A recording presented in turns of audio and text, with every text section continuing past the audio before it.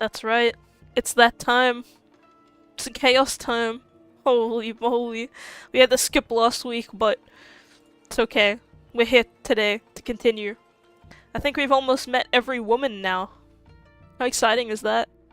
How exciting is that? I decided to unlist the YouTube stream and not have a short stream. I'm gonna recalibrate this thing real quick.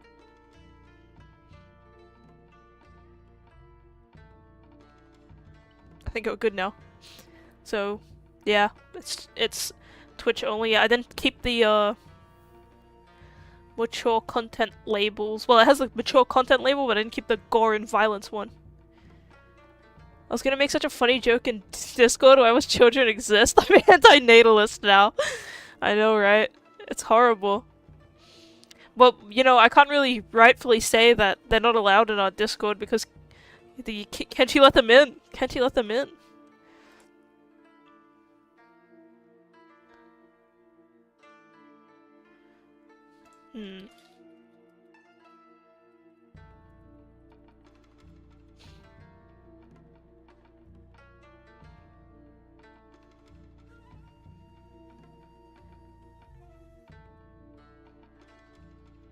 Oh yeah.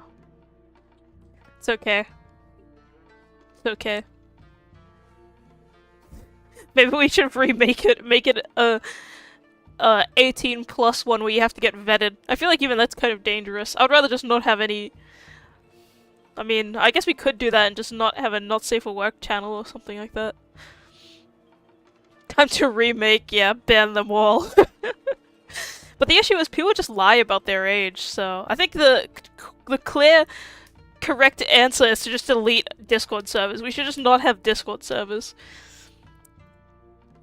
But I just know that people like them, tend to like them or whatever. So yeah. So yeah, I don't know. Are you guys excited for Chaos Head? The music sounds really scary. You can hear it. Let me turn off my music. I'm gonna forget to turn that back on, so you're gonna have to remind me next time. But yeah, scary music. Very, very scary indeed. It's like ominous sounds. I might need to turn it up louder. Last time I noticed it was a little too quiet, I think. So Chaos Head is a little louder now. I have government ID, so I'm good. I have government ID also. But people like just lie to get around that stuff anyway, like they use their parents' ID and stuff.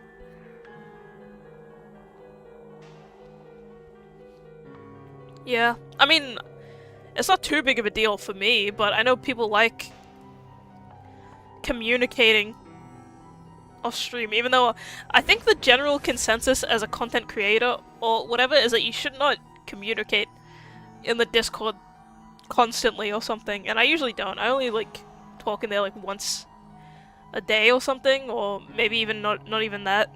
It kind of depends, and I think that's how I would like to keep it. But I have to make sure everybody else is behaving, and that's scary. That's scary to have to do.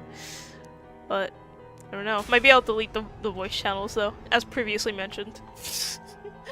Okay, I was just chatting a little bit because I wanted to see if we'd lose frames. We lost a couple, but it looks okay.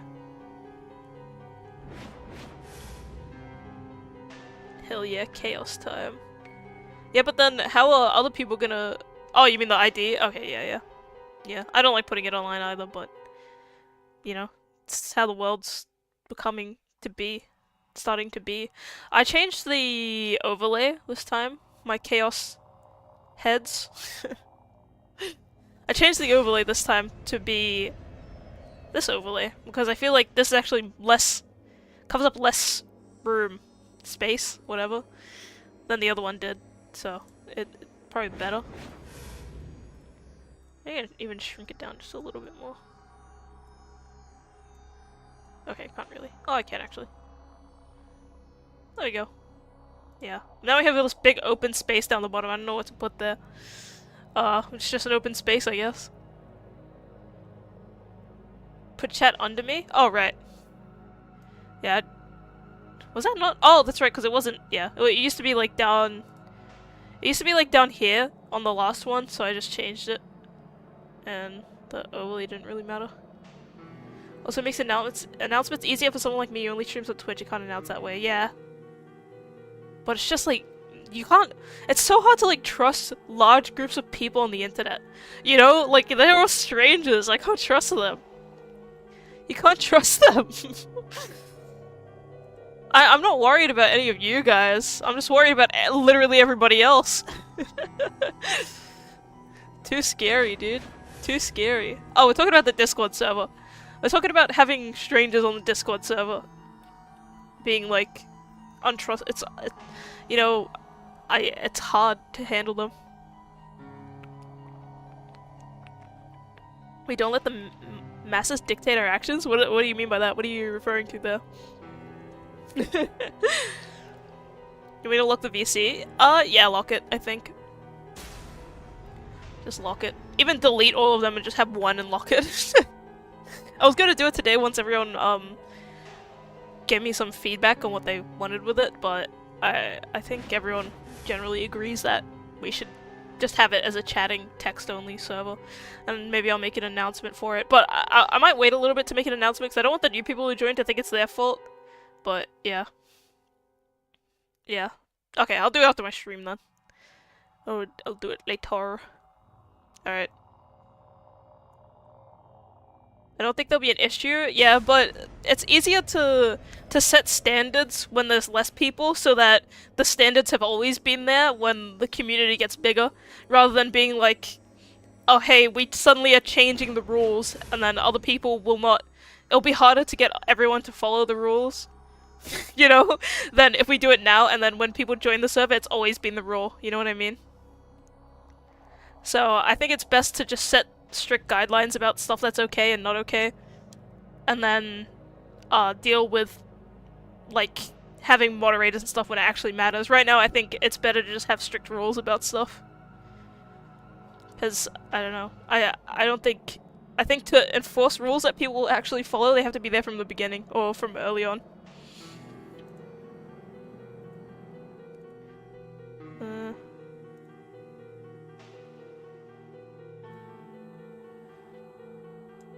Give me 1 second.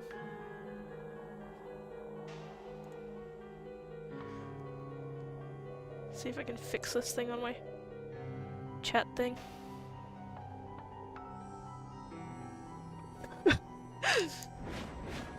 Rules, but I'm an anarchist. Gah! You can make your own, so okay.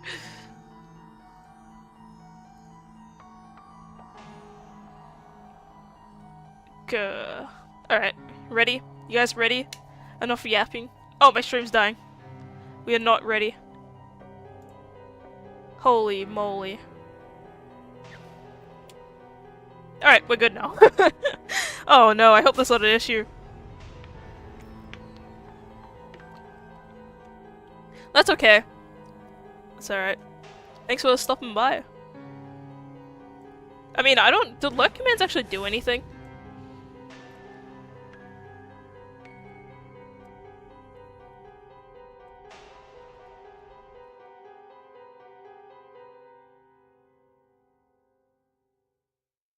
No. Okay, apparently they don't actually do anything. Okay, well that's fine then, we don't need one. We don't need one.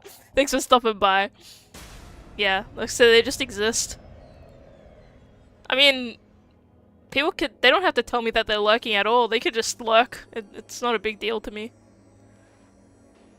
I don't really, like, it doesn't have any effect on me if you're letting me know you lurk. I'm not like a view count Andy, you know? People could be here or they could not be here, it's up to them. People need to be locked in for Chaos Guy? Yeah. Exactly. Alright, we'll start now. I'll stop yapping, I'll start now. How's the audio? You think it's okay, the scary audio? Too loud, too quiet? None of your things are working? Yeah, I turned them off before. Because I didn't want to spread the Discord link and I just didn't turn them back on. To be honest, I feel like they're kind of annoying. Oh shit. God damn it, I forgot.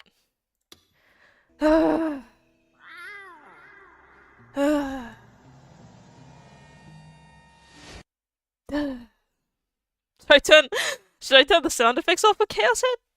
Nah, we can keep them on. We can keep them on. It'll just ruin people's experience later. None of that? Alright. Okay, I will turn them off then. Uh, for today. For Chaos Head. You know, it'll break your immersion. How do I... How do I see this? Getting some lost ones in, are you? Yes. Alright. Nice.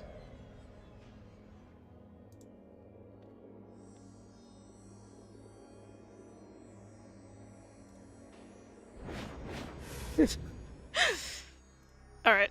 Alright. Now we're ready, I think. It's picking up? Yeah. Okay, now we're ready. Only one. Only one was allowed. Okay, I will not accidentally press the other button this time. What was happening last time? We're here, right? Shogun. We're talking about this guy again? Okay. Okay.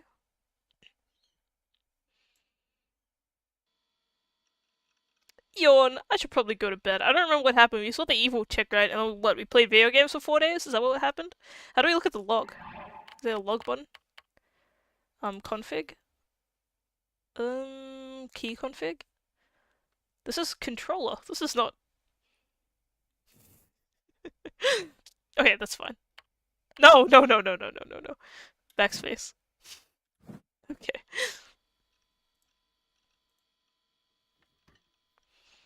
Stifling a yawn, I looked at the clock on my PC. It was 5 a.m. I'd spent another entire day grinding on ESO, but no monsters had ended up dropping the rare items I was looking for. I'd been binging it for about 8 hours straight, but still no luck. Meh, that happened to me all the time, though. I glanced over to the side of my computer desk. The D-sword. Oh, that's right, that's what we did. We bought a sword. I remember now. And then we got attacked by the pink-haired demon girl. Then we bought a sword from a pawn shop, and now we're here. Where's my KO? Well, this is it. It's happening. The D sword I bought yesterday was still leaning against it. I had set it there within reach of me so I could grab it at any moment. Speaking of the sword, the damn thing hadn't glowed at all. I'd been hoping that it'd transform into some new badass form like the one Cena had, but I'd been similarly out of luck there too. On my monitor, Grimm's avatar had just leveled up. My Nightheart was already max level, so he wouldn't go any higher. It's probably about time to make a new character. My third after Lisa Lotte, I thought to myself as I rubbed my sleepy eyes. XP sure was something. It was a well-known concept in RPGs, but I figured XP existed in real life too. Of course he does! He's like the Reddit stereotype, dude. Back when I'd first started playing ESO, I'd been a total nobody who didn't know right from left, but now I was known far and wide as Lightning Fast Nightheart, the most powerful player in Baselard. Let's say, the person controlling me had lost a chunk of my XP for some reason or another. If that had happened, then it would make complete sense why I'd forgotten things. That could also be where the discrepancies in my memory had come from. Oh, okay, so this is why he thinks XP is real. He's like, yeah, I'm missing memories, so clearly I lost some XP in real life, and that's why my memories are gone. Interesting. Things like Shogun and the Demon Girl. Before a chunk of my XP got wiped, maybe it was perfectly normal for me, the person controlling me, to post in chat rooms under the handle Shogun. And for me to live like a complete normie with the Demon Girl. No, that just wasn't possible. But if it was possible, then maybe I used to possess an incredible power that would allow me to oppose the Demon Girl. Was I the only person who thought like this? Yes, you are. I didn't really feel like it was a particularly weird way of thinking. Human beings could only really make judgments based on their own sense of values that they'd come up with themselves, so maybe it wasn't just me living my day-to-day life making the wrong decisions with everyone in the entire world. Back when I was little, I'd gone to the dentist, and I remember them telling me, "You did such a good job putting up with that much pain. You were a very good patient." The dentist used to tell me that too. And then one time they underballed how much anesthesia I needed, and I thought it was supposed to be like that, so I was like sitting there with like nerve pain for like an hour and a half. And then I told them after, and they were like, that's not how it's supposed to be. You should have said something." And I thought that, yeah, so that's what happened to me. At the time, I thought I was amazing for making it through to the end, and I felt really proud of myself. Thinking back on it now, though, that comment was probably based on the degree of pain felt compared to compared to the progression of the cavity. But even if the level of pain was the same, there would be people that could bear the pain, and there would be people who couldn't.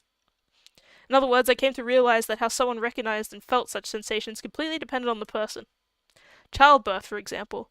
I'd often seen on the internet that women could endure the pain of it, but it would be completely impossible for men. Another example would be marathon runners. Maybe they excelled not because of their physical strength, but because of their ability to endure pain. Actually, the human body uh has trouble remembering the feeling of pain, like how painful something is. Obviously, there's like phantom pains and stuff like that, but like the severity of childbirth, a lot of women tend to forget exactly how it felt, and then that's why they have children again, even though it's apparently extremely painful. There are also sadists and masochists. If there were people that found pleasure in being hurt, there would also be people that derived pleasure from hurting others. In other words, I believe that the way people felt things, along with their ability to handle pain and suffering, all varied from person to person. Perhaps the level of pain and the toothaches and headaches I got from time to time actually far surpassed the limits of pain an ordinary person could take.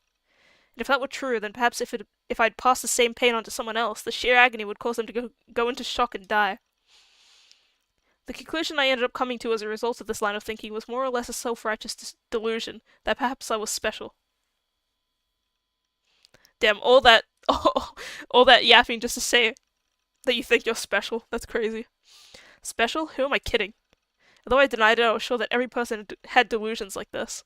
Every man longs to be the strongest in the world. Every human wants to think that they're special, that they're the chosen one. We all want to think that a dramatic story full of twists and turns like the ones you'd find in TV and movies is waiting for us in the future.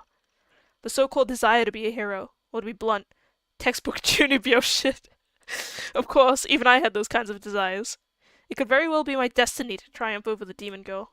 But if that really was my destiny, and I had to make it come true, I need a number of conditions to be met first. At the very least, I absolutely need the ability to use cheats, be it cheat codes for special attacks or maybe even a god mode of some kind. I didn't want to deal with any pain or fear. If I couldn't cheat in some way, or in other words, if I was supposed to achieve that with my own power, there was no way I'd be able to do it. Which is why, if the person controlling me had lost all of my XP, that would be a huge blow to me, a super effective one. What? I didn't do anything! Damn, bro's trying to blame me now. He really hates women so much he even hates the one playing the game. That's crazy. Chill out, dude. You can't blame me for this. I just barely got to school on time. It probably wasn't the best idea to stay up playing video until early in the morning on a school night. Damn, he says video? Damn, we have too much in common now and I don't like this guy anymore. I'd had to run in order to make it on time. When I got to the classroom door, I stopped and took deep breaths to try and catch my breath. I couldn't act in a way that'd make me stand out to my classmates. For me, even something like being late would be fatal. If the DQN's eyes all zeroed in on me, my life would be over. You read anymore? I slowly made my way into the classroom, keeping my head down. I couldn't let myself make eye contact with anyone. Of course, I didn't give a mindless greeting like good morning either. Trying to make my presence as undetectable as possible, I made myself invisible and turned toward my seat. That was how I always did things. And today was no different. I made it to my seat without any issue and sat down. Soon after, I laid my head and arms face down on the desk, and from there I was safe until homeroom started. But I only got to relax for a split second before someone's hand clapped against my back. Yo, alright, oh, sorry, fancy boy voice, what? Yo, Taku, you've come to school 3 times this week, haven't you? You're really getting serious now, huh? Mizumi-kun again. Even though he was really getting on my nerves, I'd feel bad if I ignored him, so I started to reluctantly raise my head, only to hesitate. Was this Mizumi-kun? The real one? 2 days ago, I'd done what the demon girl told me to do and called him. When I talked to him, he'd been very clearly acting strange. I mean, he told me that Remy was our classmate, as if it was the most obvious thing in the world, which I hadn't expected at all. Maybe the demon girl had brainwashed him. Or maybe it was something else. Maybe the person controlling him had been switched out. Hello? You out cold already? An electronic sound suddenly rang throughout the classroom. I felt a faint vibration near my chest. It was my cell phone. Shit, now of all times? What kind of asshole would call at a time like this? Yeah, don't they know him in class? The kid who never goes to class? And not only was my phone going off, but even though I was sure I'd set it to vibrate, the ringtone was going off too. I guess I must have messed up the settings. Oh, Taku, your phone's ringing. Yes, I know, goddammit. Should I just answer it? But if I did that, Mizumi-kun would know I was faking being asleep. Besides, I didn't like talking on the phone. Isn't it normal to wake up when your phone is ringing? I don't know, dude. But also, if I didn't pick up, it would annoy the rest of the class, and considering how it was ringing loudly throughout the classroom, it had to be doing that already. Is he gonna, like, yap so long that the phone stops ringing again like he did last time? I wasn't supposed to stand out. This was really, really bad. Hello? You're not gonna pick up? Are you actually asleep? Damn it. While I'd been freaking out over what to do, I'd already lost my chance. I couldn't move now. The sound of— yeah, he actually did. Okay. The sound of vibration stopped. The call must have gone to voicemail. I let out a sigh of relief, soft enough that Mizumi-kun wouldn't be able to hear it. It was definitely the right call for me to have figured out how to use the voicemail function. Hey Taku, who was it on the other end? Don't tell me. Was it a chick? Was it the glasses chick that you went home with not too long ago? I'm right, aren't I? Damn it, you're so annoying. I just wanted him to stop bothering me. That phone call had already made me stand out way too much. Had Mizumi-kun always been this persistent? Though he had always been way too friendly with me, I thought he at least had the capacity to take a hint. Oh, this is the, I guess this is, what's her name? Oh, come on, knock it off already. Heard the voice from right next to Mizumi-kun. Leave him be, Daichin. He seems really tired for some reason, so just lay off for today. She was here in my classroom, like it was the most normal thing in the world. Oh, come on, he was probably just gaming for way too long last night. You're way too soft on him. You're just mad because I'm not nice to you. And why would I, considering how you act around women? You're the enemy of all of us, I swear. What? The other guy is where you draw the line of how someone should act around women, but not this guy? Oh, I guess she probably doesn't know all his inner monologues, so fair enough. They're having a friendly conversation like it was the most normal thing in the world. She was blending in like it was the most normal thing in the world. I was too scared to look up. I didn't want to acknowledge she was there. Meh. Even if you aren't the nicest to me, I've got loads of chicks that'll sub in for you, so huh. Are you serious right now? I've been telling you over and over that you should stop saying things like that. Your girlfriend's gonna cry if she hears you. Not that I know who your current girlfriend is. Oh, there's the bell. Here comes the teacher. Had the demon girl really been my classmate all along? No, there was no way. She hadn't been here 2 days ago, or at the very least the only person that had spoken to me that day was Mizumi-kun. I hadn't gone to school yesterday, so I wasn't sure about that one. But when I came today, she was here. How? How had she managed to worm her way in? Everyone took their seats once the sound of the bell announced the start of homeroom. Sensing that, I looked up cautiously. I surveyed the room with just my eyes. I wanted the voice from earlier to have just been an illusion. In order to prove that to myself, I needed to make sure that the girl was nowhere to be found in the classroom. I didn't see her. I didn't see anything that even remotely resembled her. Did that mean she really was a hallucination? My seat was in the 5th row from the front. There were 9 rows in total. She wasn't in any of the rows in front of me, which meant she was behind me. But I couldn't turn around. I couldn't allow myself to stand out. Just turning around is too much for him too? Damn it, this was so frustrating. Was she really here in my classroom or not? I didn't feel chills on the back of my neck. No one was looking at me. I didn't feel a gaze. Was she here or not? Which was it? Still staring at the surface of the desk, I tried to detect her by just her presence alone. And right as I tried, I heard my homeroom teacher enter the classroom. I didn't remember the teacher's name. I had a feeling that it was Tsukaji, or Tsukado, or at least something like that. He was a PE teacher that had graduated from an athletic college, and he was a total musclehead. However, he didn't really act like it, nor did he employ corporal punishment like one might expect him to. If anything, he was just the type of teacher that you had to take a joke. Oh, he was the type of teacher that you had to take a joke. For some reason, the class all started murmuring about something, but right now I was occupied with trying to detect the demon girl. Did I really expect to be able to sense her by presence alone? This wasn't some manga. Was I an idiot? Alright, listen up everyone. From today onward, we've got a new transfer student. My homeroom teacher mumbled that to the class. Oh, so that was why the room was so noisy. How do they know already? Go on, Orihara. Give everyone a nice hello. I didn't hear the supposed transfer student say anything. Was there really one there? I glanced toward the door. Whoa, okay. No delusions. What strict no delusion rule continues. And sure enough, there was someone there. She was extremely petite, possibly even more so than Nanami. She looked fairly timid, emulating that Moe gets bullied all the time archetype. She's just like me! If I had to choose, she was probably around mid-tier when it came— she's just like me! She was probably around mid-tier when it came to 3D girls. For some reason, she was looking down at the floor, her eyes filled with tears. Okay, that's not like me. I wouldn't cry about going to school. What a loser. The scattered whispers grew into murmurs as the transfer student maintained her silence. So in order to comfort her, the teacher placed his hand on her shoulder. Oops. Oh, looks like she's a little nervous. Alright, I'll take you off the hot seat. This is Orihara Kozue. Kozue, I think so? Everyone, I hope you'll all welcome her as a new member of this class. Orihara, your desk is over there, in the back. Go ahead and take a seat. The transfer student made her way to the back without saying a word, keeping her head low to the ground. Her seat was 4 rows behind mine. Should I pretend to watch her so I could catch a glimpse of the people behind me? Problem was, that'd draw a lot of unwanted attention to myself. I didn't want any DQNs trying to pick a fight, or don't go staring at her just because she's cute or some BS like that. Damn, this guy really has no idea how the real world works. I don't think anybody cares who you're looking at, dude. I was at a loss for what to do. Should I look now, or should I wait until class is over? My head still firmly pressed against my desk, I squeezed my fist tightly. Forget it. I was a coward. Just the thought that, if I turned around, my eyes would meet with that girl's sent shivers down my spine. You're like me. The transfer student walked right by my seat. Taken aback, I glanced at her face. Huh? I then realized that, without even thinking, I'd looked up. Whoa, what the hell? Yo, what'd you put? Whoa! The transfer student stopped at my desk, if only for a split second, but she didn't look at me. In that moment, however, I saw that she was carrying what looked like an enormous slab of raw iron. What the hell? But when I blinked, the slab of iron was gone. What was that just now? Was my mind playing tricks on me? I'm so happy we're in the same class. That was all she said.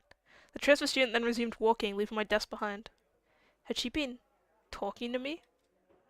Why did she talk to me out of nowhere like that? I was like her? She was happy we were in the same class? Do we know each other? No, definitely not.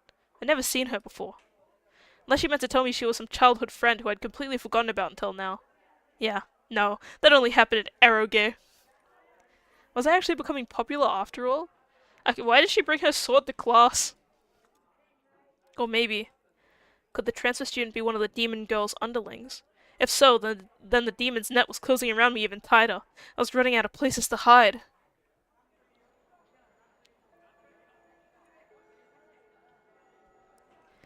All my new fears and doubts zoomed through my mind at 1,000,000 kilometers an hour, and before I knew it, homeroom had ended.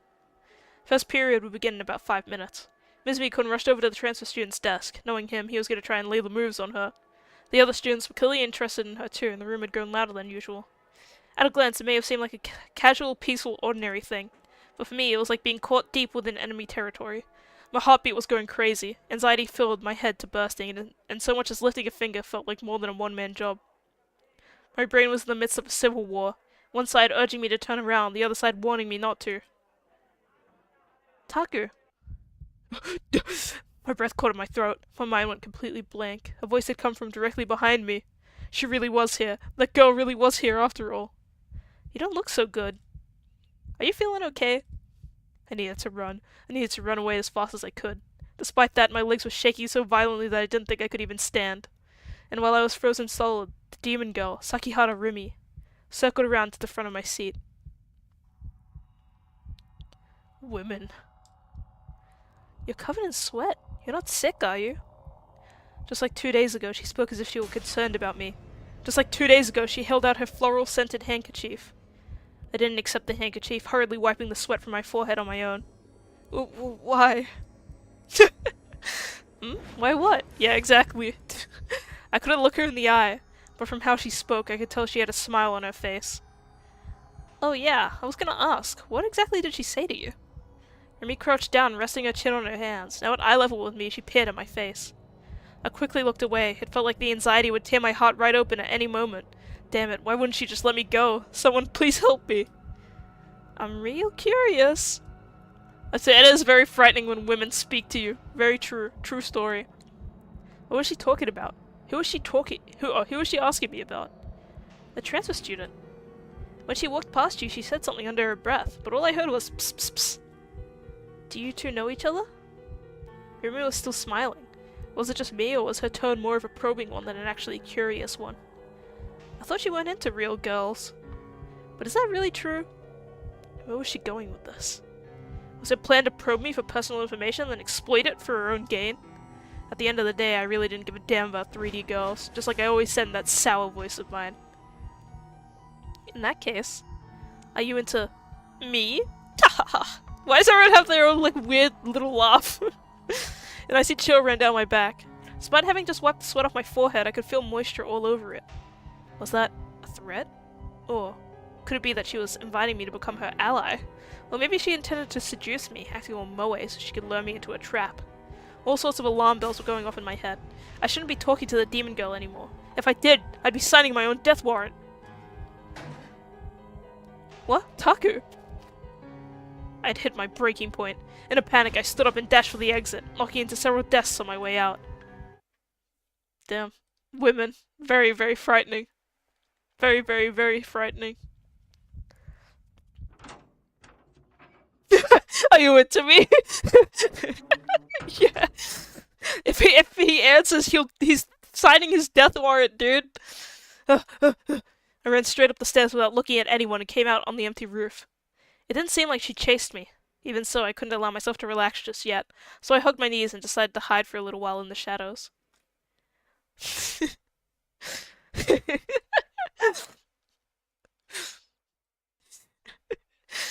Yeah, well, you know, my knees were trembling. I couldn't believe that I'd managed to run in this condition. I guess it just showed how desperate I was. Are you doing more Disco Elysium today, Broom Broom? Are you gonna start soon?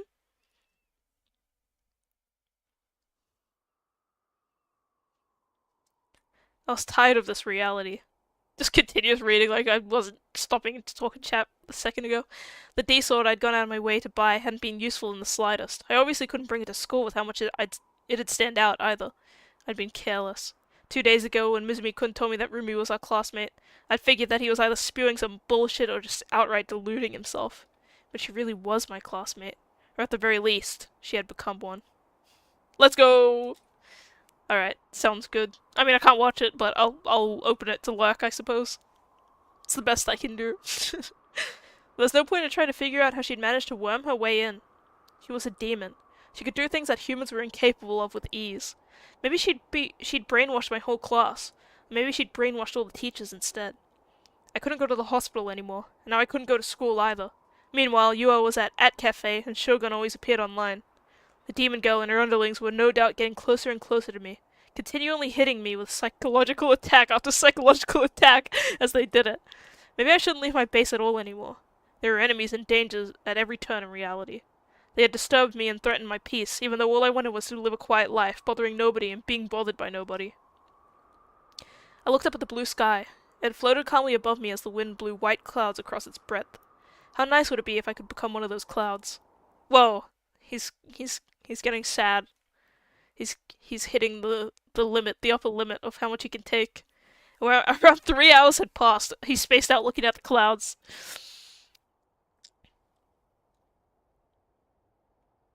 I had stayed in the same place the entire time without moving. I didn't sense anyone else coming up at that moment. I could finally breathe. The problem, however, was what came after. During break, there would always be students that'd come up here to eat lunch. That was why the best way out of this was to escape during 4th period and make a break for my base. It'd mess up my minimum attendance chart, but I didn't possess even a single ounce of courage that'd allow me to return to the classroom where the demon girl was. I decided not to worry about the fact that I'd left my bag in the classroom. All I had in there were textbooks, my wallet, my keys, and anything else important would be in my uniform pockets. I hoped. Growing slightly nervous, I searched my pockets. Wallet, keys, cell phone, they were all there. I thought it was a full-grown man. No, dude. He's a high schooler that doesn't go to school. And is terrified of women. That was when I remembered that someone had called me. I had been pretty freaked out at the time. But not as much as when Remy had talked to me. Who the hell called me? I couldn't think of anyone who'd call besides my family. It would make the most sense if it was Nanami. She never thought about whether she might be bothering me after all. But wouldn't she be in class too? The only other people— oh wait, no, that was before class started, never mind. The only other people who'd know this number would be— oh wait, that's right. I'd given it to those detectives. If it had been one of them, I really should have picked up. They still hadn't sent the officers to my base like they said they would, so I really needed to talk to them to make sure that that was still happening. The caller's phone number was displayed on the screen.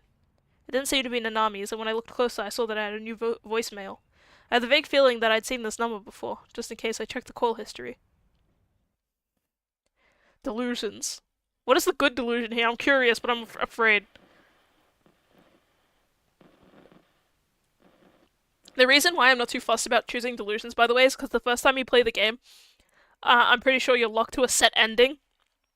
And then the other times you play the game, like afterwards, it's a choice ending thing. So that's why I'm not too like stressed about choosing specific delusions right now. And it's also safer for the internet for my stream that I don't choose them anyway. It's that kind of thing. Yeah, it is. But after I stream the full like base ending, I might just post like let's play videos of the other endings because I can censor them after if it's just recordings. So that's how I'm kind of thinking I'll go through with it. Yeah, it's a classic visual novel like that where the first ending is set. Yeah, yeah. Otherwise, there's gonna be scary. I don't know. I'll get banned from anime boobies on my screen or something. There are only 5 calls on the list, which meant that since I'd bought the cell phone, I'd only received 5 calls, 3 of which were from Nanami. That left 2 others. The one from earlier today and the one from 5 days ago were shown as numbers instead of names, as they hadn't been registered in my address book. Damn. They were both from the same number. 03X733X991. Changing my phone number as we speak, boys. Considering they had gone out of the way to leave a message, it was probably someone who really wanted to tell me something. Who knows? It's probably the police, yeah. Who was it? Maybe it really was the police. It could have been Mizumiko and the demon girl. They'd both been right in front of me when I'd gotten the call. So if it wasn't, then the only other possibility would be Yua? But she shouldn't have known my phone number. And besides, there was nothing else for us to talk about. Time to just get it over with and listen to it. I examined my surroundings, making sure the demon girl wasn't there, then put the phone up to my ear. I have a lot of voicemails I never got back to, actually. Yes, one new message, yes. Voicemail number 1, Friday, October 17th, 8:28 a.m.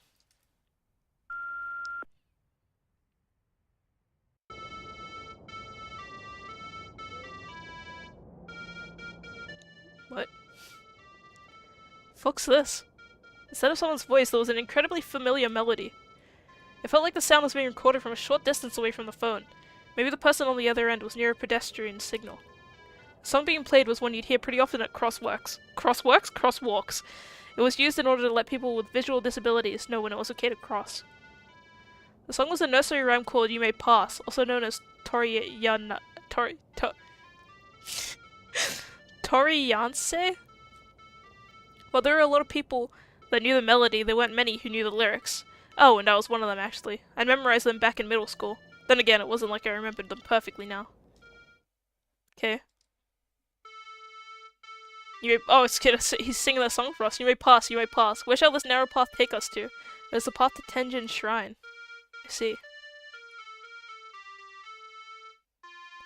Please, oh please, will you let us pass? Those with no business will not be let through to celebrate the 7 years of this child's birth. What is this song? Is this real? Is this a real crossing song? What are these lyrics? They will come with an offering. Going may prove easy, but returning is.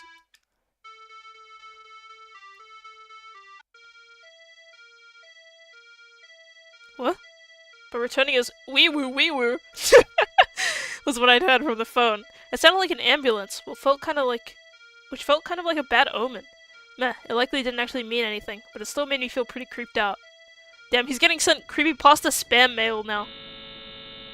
A second after the traffic signal melody got cut off, an extremely loud noise that sounded like a buzzer exploded from the speakers. It was so ridiculously loud that I'd automatically shot the phone away from my ear. Well, what the hell? He got phone jump scared. When I cautiously brought the phone back to my ear, the voicemail had already stopped playing. What was that? Right at the end there, I thought I'd just barely heard a roaring noise. It had sounded like the ground itself was rumbling. The buzzer sound was completely separate from the pedestrian signal melody. Considering how loud it had been, the only thing I could think of was that the phone's receiver had deliberately been put up to next to whatever had made the noise. Was that a prank? Kinda sounds like it. My heart began to pound. It's probably Mizumi. Wait, no, Mizumi doesn't know he has a phone. Damn, who gave his phone number away to be pranked? That's kind of mean. I don't think it would be Nanami. Or maybe it... No, I don't think it would be. Had I done something to make someone hate me enough to do that? Who'd even call me in the first place? I could call them back by dialing the number displayed on my phone, but there was no way I'd be able to call back a prank caller. In the end, all I could do was just leave it. Besides, I was stuck in the middle of a situation far worse than any prank call. I returned my phone to my pocket and ever so carefully left the school, making sure to pay close attention to my surroundings as I escaped. Damn, bro got phone trolled.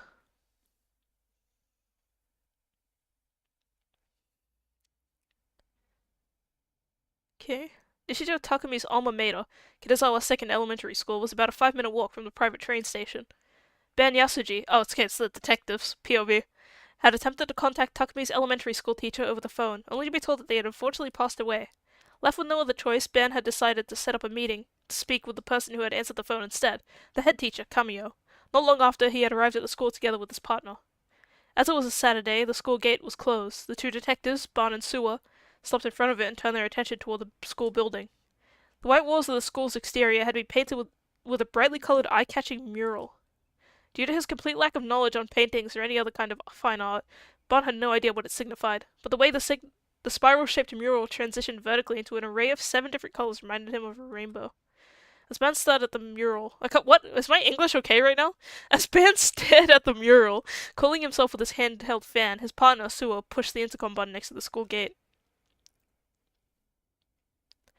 Suddenly, Bon looked around. He had a feeling that someone was watching him. There was a gaze that seemed to follow him everywhere, leaving him quite discomfited. That was a typo. Just thought you should know that. Do I really look that cool? He attempted to strike a casual pose, one that aimed to be dandy and refined. Dandy mention.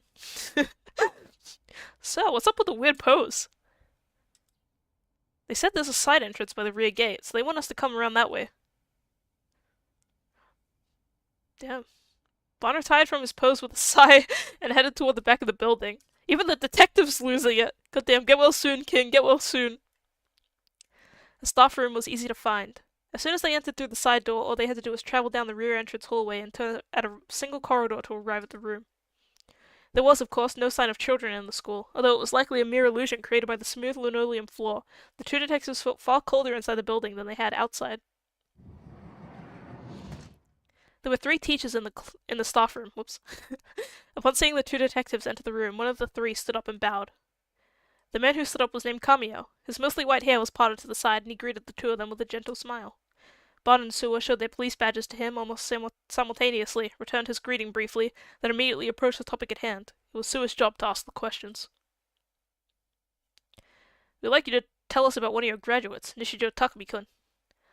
I do indeed remember him. I wasn't a teacher of his myself, however, so I cannot provide you with much detail. Is that alright? This is BS. I doubt the teachers would remember them, unless he was really, he really stood out.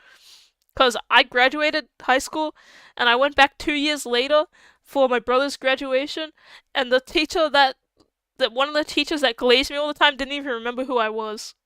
That destroyed my perception of parasocial teacher-student relationships, okay? I'll never trust a teacher again.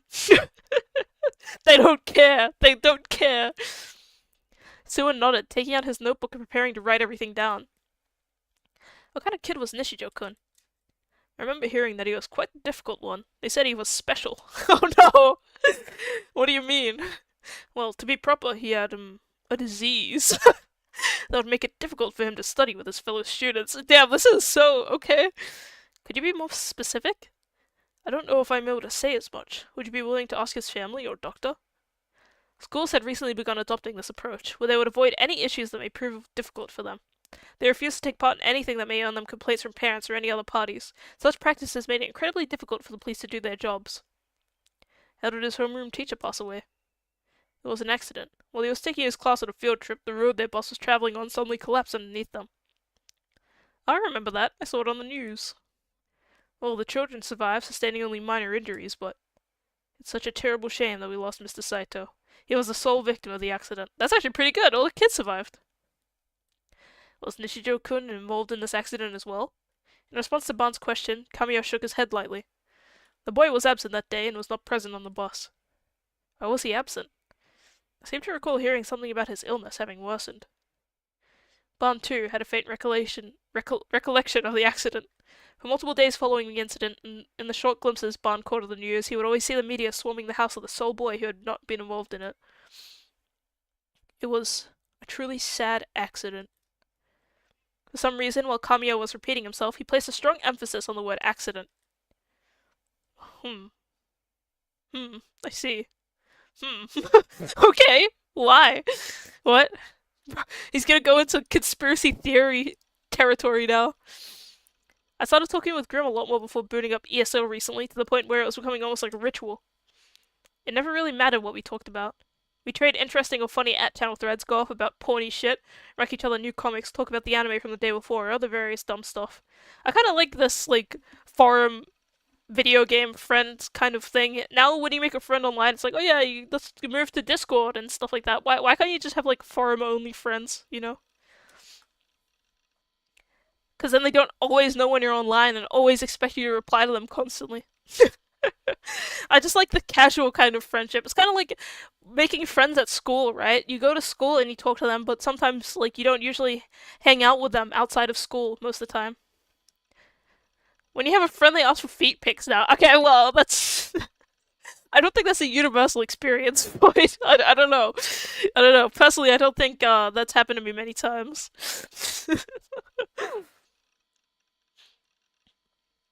Funnily enough, we didn't actually talk about ESO very much, but that was just because we already talked a lot about it while we were playing it. Okay.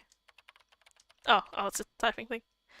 Has there been some weird-ass prank going around recently? Not a lot to go off there. Deets, please. I don't know, I just heard about it from someone I know. Don't know if it's actually a fad or some shit. It's like... Yeah, no one's asked me yet, either, so... There's a record of a weird sound, and you get that as a voicemail or something. Or recording, sorry. What, like a moe voice whispering sweet nothings to you, lol lol? I like Grim, he's funny. TF, Lamel? What era is that from? I mean, wouldn't you rather them just do that to you in person, lol? No one cares now whose fucking eyes are those eyes. What? Okay, bro. Okay, that's not the right phrase though, okay? He put an F word in there, right? That's not the phrase. It's whose eyes are those eyes, not whose fucking eyes are those eyes, so... This guy's got it all wrong. He's not doing the copy pasta correctly. Grim was still saying that. Thanks to that, I started to feel awful pretty much immediately. Not to mention he was talking really weird in chat, to the point where it felt fairly forced, like he was trying way too hard to be funny by shoving those words in. Or at the very least, I didn't find it funny. In fact, it felt more cringy than anything. But I couldn't let myself get angry with him until I'd gotten my info about the prank, so I was forced to put up with it. Okay, so it's like the sounds of a wild otaku freak fapping then? Lel. Okay, that's too far. But in all seriousness, they play You May Pass. You May Pass? What, like the song? The one that plays at crosswalks and shit? Yeah, that one. And then while it's playing, it'll get cut off halfway and swap to a buzzer-like sound.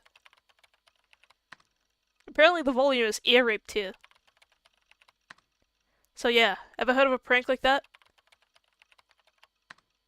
That's the kind of thing you'd find floating around at channel, right? Yesterday I got in a voicemail with a mysterious buzzer sound.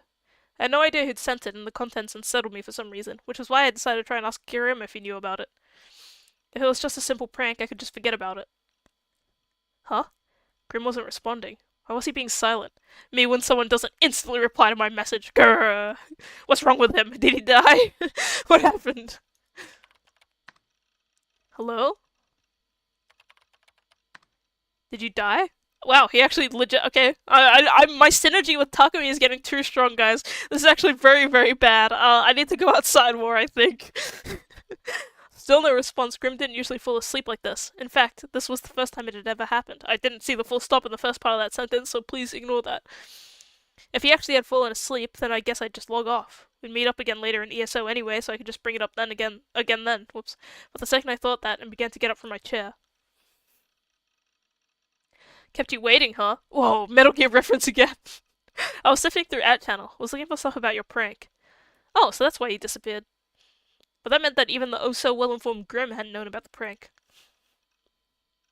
But no matter how many threads or boards or whatever I searched, I found nothing. Not on that channel, nor anywhere on the net. Oh shoot, he's onto you, dude. So would that mean that whoever had pulled that prank had some sort of personal grudge against me? Maybe it's not gone around yet. Who knows? I was still curious about the true identity of the caller, but I wasn't brave enough to call them back. Wait, that's it! Since I knew the phone number, that meant I could have someone else call it for me. Or for me, whoops. That way they could take the fall. The best person for the job would either be Nanami or Mizumi-kun. Wait, Mizumi-kun may have been brainwashed by the demon girl, so that wouldn't work. As for Nanami, however, I was sure I'd have no trouble asking her to do it. She'd probably get pissed at me afterward, but who gives a shit? Hell, if anything, it'd be good for her to suffer the tortures of society every once in a while. Okay. I thanked Grim for his help, promised that I'd meet back up with him on ESO in a few hours, and closed the chat. Right as I did so, I felt my stomach growl. Man, I was hungry. Did I have any cup ramen stocked anywhere? I tried looking around for a bit, but I couldn't find any. Reluctantly, I decided to head to the convenience store to buy some. Oh shoot, what woman are we gonna run into this time? Because they all seem to be following me everywhere. The sun was already setting. I wanted to avoid going out late at night as much as possible, because every time I did recently, nothing good ever came of it. I unconsciously started walking faster, hurrying down the road toward the convenience store. Damn, this guy's got more if I was hungry at like 10 p.m. and I didn't have any food, I would just go to sleep. I'm that high level of laziness. Today was a Saturday, so I'd expected to run across a ton of pedestrians, but I hadn't encountered a single one so far. All the stores that should have been open were closed, which kind of weirded me out. Maybe I was just confused. Like, maybe I thought it was 7 p.m. when it was actually 2 a.m. Yeah, like that had ever happened. Fuhihi. Why did you laugh at that? But even so, it was way too quiet. I could barely hear any of the normal city noises you'd expect. The aura the city was giving off was different from usual. Okay, we're in a pocket dimension. We're in the raging loop. Yeah, though the idea of living alone and having to buy my own food sounds pretty exciting. I say at the age of like 25. I went to the Shinsen Station convenience store. It was right in front of the train station, yet there wasn't a single person here either. I was starting to get more and more freaked out. The sudden disappearance of something I'd taken for granted was enough to make me feel like I'd been transported to a completely different world. On a normal day, I would always avoid running into or talking to other people, but all I wanted right now was just to see another person's face. I burst inside the convenience store. There has to be someone working here, I thought to myself as I looked around the store. Delusions. There's no one here. There were no customers nor any employees. There's no way. This couldn't be happening. An employee had to be in the back. If I were to just bring something up to the register, they should come out right after. So I decided to leisurely grab a box to lunch, pretend to flip through a manga magazine while I was at it, and then come up to the counter and set the box down. No one's coming out. I tried restlessly looking around the store. No one's coming out. I took out my wallet to make sure I had change. No one's coming out. I picked up the box of lunch and set it down again, making a small noise. No one's coming out. I couldn't get myself to call out, "Excuse me," or anything like that. I couldn't even if there was no one here. No one's coming out. I thought about testing to see what would happen if I tried to leave without paying, but then I decided that it wasn't worth the risk of getting arrested. No one's coming out. The employee must have gone to take out the trash. No one's coming out. Well, they were checking the inventory in the warehouse at the back. No one's coming out. After enough time had passed, I started feeling scared, so I put the box of lunch back on the shelf and left the store. Oh shoot, he's in a Chiller Arts game. What the hell? I opted to go to the railroad crossing located right next to the station. From there I'd be able to see the Shinsen station platform. There was no way a place like that would be deserted, right? That was what I hoped, but there was no one there. I waited for a train to come. Once that happened, there would be a bunch of passengers that would get off. But even if no one got off, I'd definitely see people riding the train as it passed in front of me.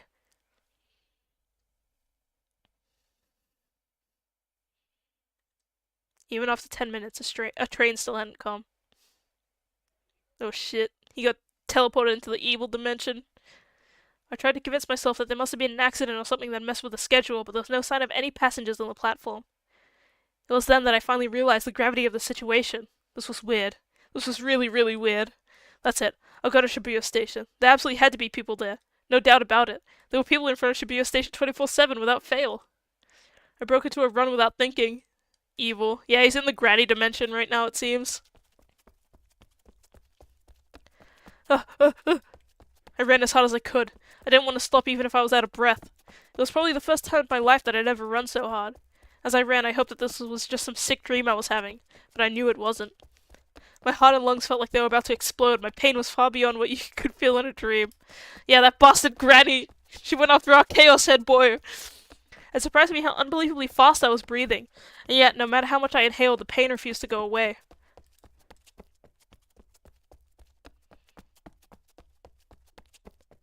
As I kept running down Dogenzaka, I finally saw 107.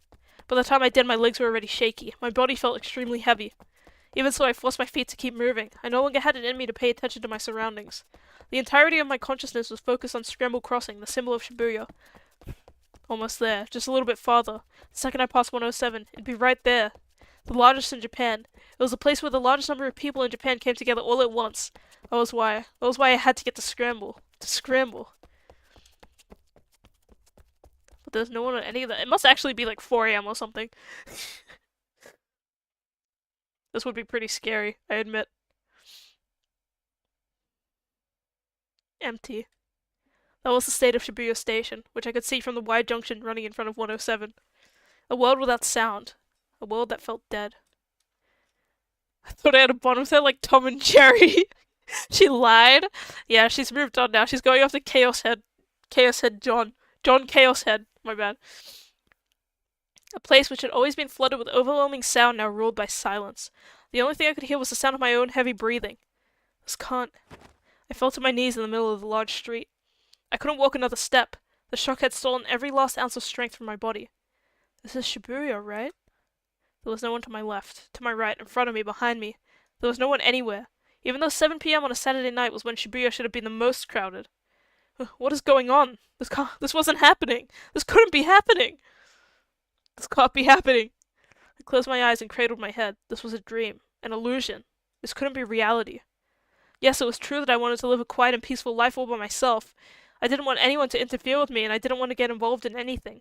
But that didn't mean I wanted to live in a world where no one existed. If no one else existed, who would pay for my living expenses? If no one else existed, who would make boxed lunches for me to eat? If no one else existed, who would play ESO with me? If no one else existed... A sound. I'd heard a sound. It hadn't come from me, it had been from someone else. Someone was here. Someone other than me was nearby. I felt like I had been saved. As I thought, it was just a coincidence. It only appeared like there was no one here. In truth, no one had disappeared.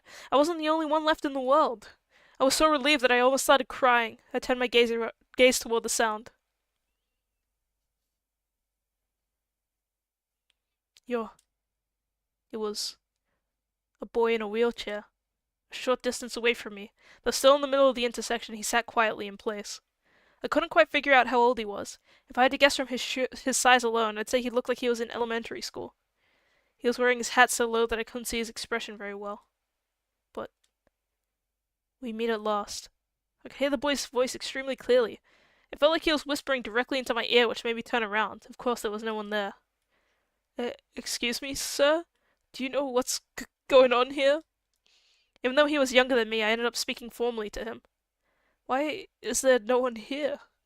Would you happen to know the reason why? Yes, I know why. Despite how young his voice sounded, there was nothing childish about it.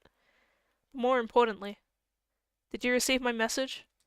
Message? What message? I had no idea what he was talking about. Who are you?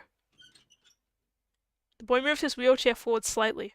The wheelchair was old and it made a rusty sound as it came closer to me. Whose eyes are those eyes? Yes? I was confused. Why had he murmured, whose eyes are those eyes just now? Who was he? He must awaken quickly. Because if you don't, many more people are going to die. What the hell are you? I rubbed my eyes to wipe away my tears, and because of that, I was finally able to get a clear look at the boy's face. He's a skeleton. He's a skelly fuck. What the hell? Ah! The boy wasn't a boy. His skin was covered with wrinkles like an old man. His cheeks were hollow. His eye sockets had sunken in to an abnormal extent. His pupils were cloudy. He had no eyebrows. Well, that's the worst thing ever, having no eyebrows. And his body was as small as a child's. I am... Shogun. Holy shit. A redditor. Another redditor. The skelly fuck, I should have known. He's working with Granny. For a moment I forgot how to breathe. My head felt like I'd been struck by a hammer. The ground was shaking violently. No, my body was falling over. I shot my hands out onto the asphalt to keep myself upright. What had he just said? I love the wheelchair sound. Just imagine him like very, very slowly wheeling over. Shogun. He was Shogun? Don't forget. That's Grandpa? Holy moly. You mustn't run away. I lifted my head and watched the Shogun, who had already turned his back to me, Oh, he's leaving! He's wheeling away! Had left Scramble Crossing. His wheelchair was getting farther and farther away. A creaking sound as it moved. That's Grandpa or or their grandson? I like Grandpa. I think Grandpa works. Why can't he be both? He seems like he's both.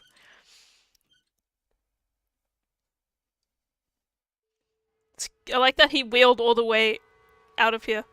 The thought of chasing after him and pressing him for answers didn't even cross my mind. I didn't think of running up and punching him in the face for dragging me into this either. I wasn't even remotely a confrontational person. My head started to hurt. The area around my temples throbbed with pain. Still cowering on the spot, I tried to endure it. Taku. In the world without sound, a discordant noise began to spread. An all-encompassing static. Whose voice was that?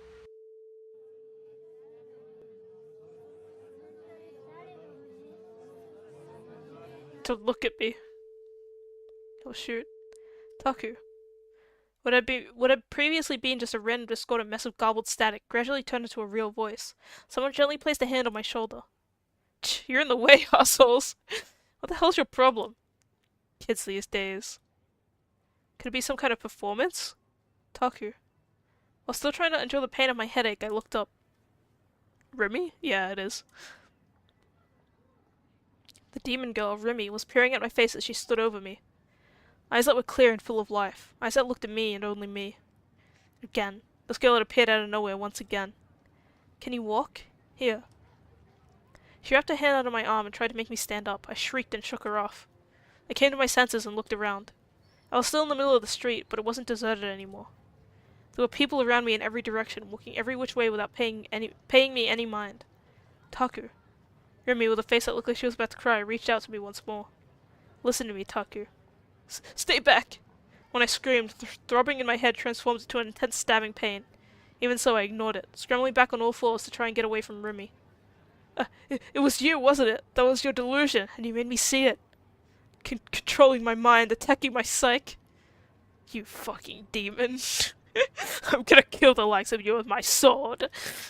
As soon as I get back to my base, I'll get my D-sword. An abrupt impact ran through my cheek. It stung with pain and it began to heat up. She'd slapped me. Eek! She was going to kill me once and for all. Scurrying back on all fours, I tried as hard as I could to escape with my life. But Remy quickly grabbed my hand. With strength I never thought a girl could have, she pulled me toward her. Whoa. Holy guacamole. I don't think you should hug people who are having panic attacks. Just so you know, Remy. It embraced me. Her soft form gently enveloped my own. It was so warm. I could smell a tiny hint of sweat. Her silky hair tickled the tip of my nose. Pull yourself together. With such an anticlimax, my whole body felt like it was about to give out. It's not safe for you to stay here. Her voice was slightly shaky. I couldn't tell if she was crying or not. Because the light's turning red. I like how he's making it more dramatic than it actually is. And the music too, I love it. I was so confused. Was she not going to kill me? Why was she helping me? The hallucination from before, where all the people of Shibuya disappeared. It wasn't something she'd forced me to see? When I felt such a kind, gentle warmth, when she'd embraced me so innocently. It shook everything I had believed up until that point. Could it be that Sakiyara Rimi wasn't actually a demon at all? Dude, you're so easy! You're so easy! You give up your convictions so easily, and then just change to the other side. What the heck? Oh my goodness gracious me. Or was it foolish to believe that? What if this was just a cunning way to deceive me? This is like exactly what the other chick Yua did, dude! Regardless, one thing was for sure. With Remy hugging me, I felt an incredible sense of relief. I had no idea what to call such a strange sensation. Upon letting go of me, Remy put my face between her hands and stared at me once again. Her eyes were slightly red. Please, Taku. Come with me. Okay? For some reason, I nodded. We were standing still, alone in the middle of the empty intersection. What a touch of a woman does to an MF, it seems like it, yeah. A number of people on the sidewalk, waiting for the pedestrian signal to change, were watching us closely. We could hear a few people laughing here and there. Many cars had their headlights trained on us and were starting to honk their horns. Remy grabbed my hand tightly and started running toward the sidewalk. She pulled me along with her and I followed. Life is suffering caused by desire. To end the suffering, we must end desire. Damn. Crazy. Sorry, I was just reading the sign. The contagious madness, the unchanging me. Huh. Okay. With countless horns blaring at us, we made it to the sidewalk. Remy breathed a sigh of relief and stopped. My hand was still in hers. Just being held in this way made my heart feel more and more at ease. I wanted to submit myself to this feeling. I wanted to stay like this forever. Yeah, so deep. Very, very deep. It changed that just changed my life. Remy turned back in my direction. I'm glad you're okay. She smiled an incredibly happy smile. I didn't know whether it was real, an act, or what exactly it was. But let go. Because I had been so hostile to her until now. Because I had thought of her as a demon until now. If I let her win me over like this, I felt like I'd cease being myself. Ah, sorry, tahaha. She quickly let go of my hand. Anyway, you really gave me a scare. You're all huddled up in the middle of the road. I had no idea what I was going to do once the light turned red. I turned my back to Remy as she started talking cheerfully. I walked off, pushing my way through the crowd of people. I'm going home. Oh, okay. Then I'll walk back with you. I know you're not feeling too hot. Her voice chased me from behind, but I shook my head in refusal. Taku. The cheerfulness from before had vanished from her voice. I felt terrible, considering how much she had done to help me, so thank you. Barely, just barely, managed to squeeze out those words. Sheesh. Sheesh. Oh, with police again.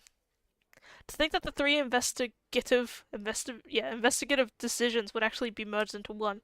Staring at the detectives gathered in the Shibuya Police Department's conference room, Bun Yasuji thought that to himself. The Inokashira Line Shibuya Station public bathroom homicide case. That is so long. Or as the media called it to amuse themselves, the vampire case had caused an increasingly serious drop in manpower. When 3 brutal murders occurred within the same jurisdiction within the same period of time, the possibility of a single perpetrator became more and more evident. A suggestion had been raised that the Cornelius Tower mass suicide case be handled by the juvenile division, but since the media had been treating it as part of New Gen, there was the possibility that if the police treated the case differently, they would be subjected to criticism. Therefore, it was only natural that the central office had chosen the only remaining option, to merge the several investigation headquarters. With this integration now in place, the group was reviewing the series of New Gen cases one by one. The projection screen at the front of the conference room displayed a series of photographs of the crime scenes one after the other. Sua had been chosen to hold the presentation. He had stayed up all last night, going over the documents endlessly. Good work, Bon muttered internally, chin resting in his hands. Squint. Oh, what's that? The Cornelius Tower mass suicide case went down on September 7th. Took place on. Of the 4 incidents that the mass media has begun referring to as New Gen, it was the first to occur. At 11:30 p.m., a group of 5 men and women fell from the helipad on the roof of Shibuya's Cornelius Tower. There were no survivors. All 5 were underage high school students, 3 male, 2 female. Out of the 5, 2 attended the same school, while the remaining 3 each attended different schools. The autopsy of the bodies revealed that each of the 5 had small traces of flesh embedded beneath their fingernails, along with scratches on the palms of their hands. From this information, we can assume that the 5 fell while holding hands. There was no sign of any suicide notes on the roof. It appears that the 5 victims all came together after school and headed toward Cornelius Tower together. Holy moly, congratulations, Kenchi! But if you do have one, good luck, man! As for further proof that there is more to this incident than a mere group suicide, the roof of the Cornelius Tower is off limits to all non-personnel. At the time of the incident, the door to the rooftop was locked, and none of the 5 victims' fingerprints were found on the doorknob. The key to the rooftop was not found among any of the 5 victims' belongings either. This suggests that someone other than the victims may have been present at the scene before and after the incident occurred. The investigation is proceeding under the assumption that the third party possessed the key to the door, locked it, and left before or after the incident. We have already conducted interviews of all Cornelius Tower Hotel employees, and nearly every one of them has an alibi. We are now in the process of interviewing the employees of the companies hosted in the tower. Currently, we have yet to find a motive for any of the 5 victims to commit suicide. For 4 out of the 5 victims, those related to them in some way, such as family members, friends, school teachers, and so forth, all declare unanimously that there was no reason for any of them to commit suicide. Oh yeah, that's right. The slideshow swapped to a picture of the second case, the Shibuya Station Underground fetus homicide case. I feel like this is like end of the chapter summary, right? Next, let's discuss the case known colloquially as the man-child case, except we didn't really know about the first one, except the news article mentioned early on or something. Was it Tokyo Sports or whatever? The incident occurred on September 19th, 12 days after the group dive incident. The first to discover the body was an employee of a karaoke box located near the scene. The body was found at approximately 5 AM.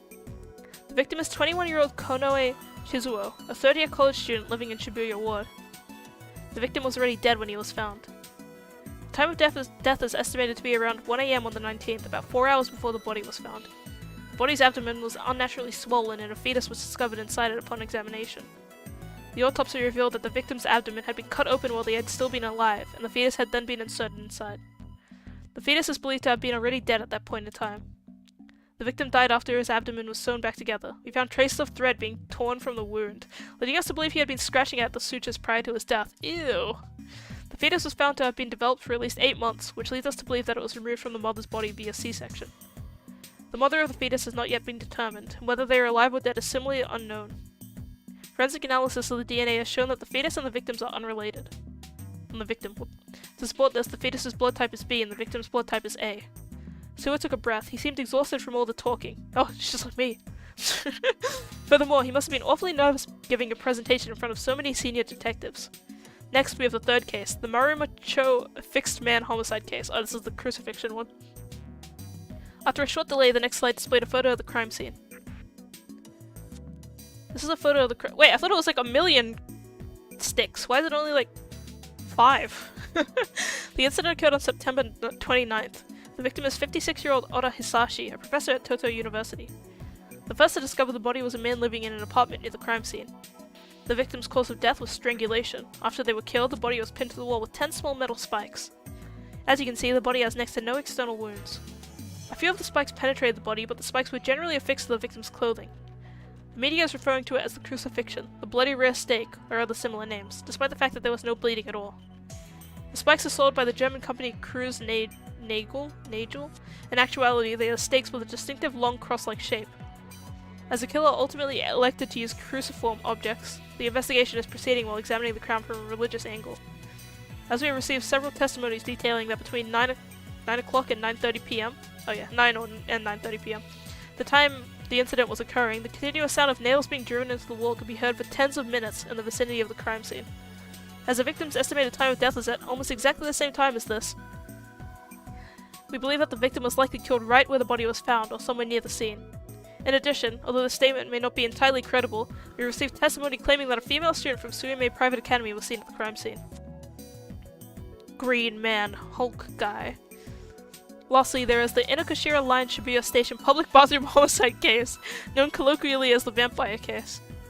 The incident occurred on October 10th and the body was discovered by a station attendant at around 5:30 AM. The victim's identity remains unknown. There were no belongings left behind that may point toward their identity. The time of death was estimated to be between 10 AM and 6 PM the day prior. Wow, that's a long time. And no one went to the bathroom in that time? I guess if the store was closed they wouldn't have thought anything, right? All the blood had been drained from the body and it was left in a state resembling that of mummification. As you are already aware, this photograph was taken by an unknown individual and was sold on the internet auction site about 15 minutes before the body was found. Huh. As he listened to Sua's explanation, Bond gave a light click of the tongue. Seems like death is what's in these days. Okay. I think everyone's always been reporting on death. What are you talking about? It's like always taken the #1 spot all over the internet. Oh, we're at D-Sword chapter. Science City was a pair of buildings located just south of the Shibuya Scramble Crossing. Actually, I'm gonna take a second to drink water. Give me a sec. Because then when it gets to like 15 minutes from now, I'll take a quick break, get some more water, and go to the bathroom, and then come back.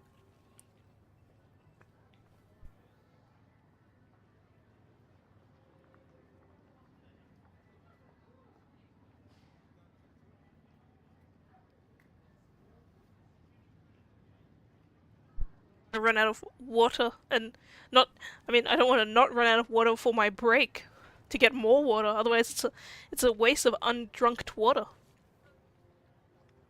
A small plaza rested in front of the entrance to the east building. While it was not nearly as big as the ones in front of Hachiko, the Moyai statue, or other popular destinations, it still found itself quite often as a meeting place. Oops.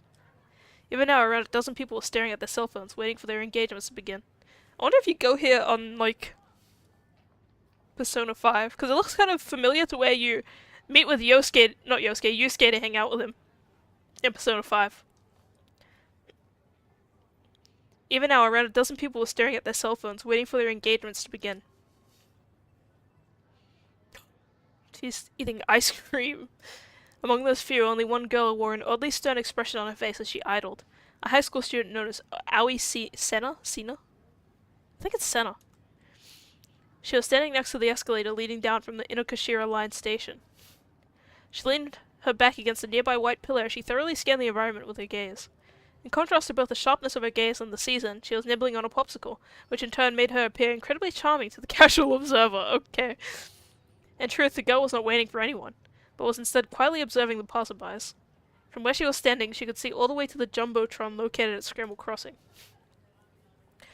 A music video from a famous singer was being displayed on it, and on the lower portion of the screen a news ticker was reporting the latest information on the recent string of incidents, colloquially referred to as New Gen. Not a day went by without New Gen related news. It was everywhere. TV, newspapers, the internet, weekly magazines, jumbotrons, electronic billboards, everywhere.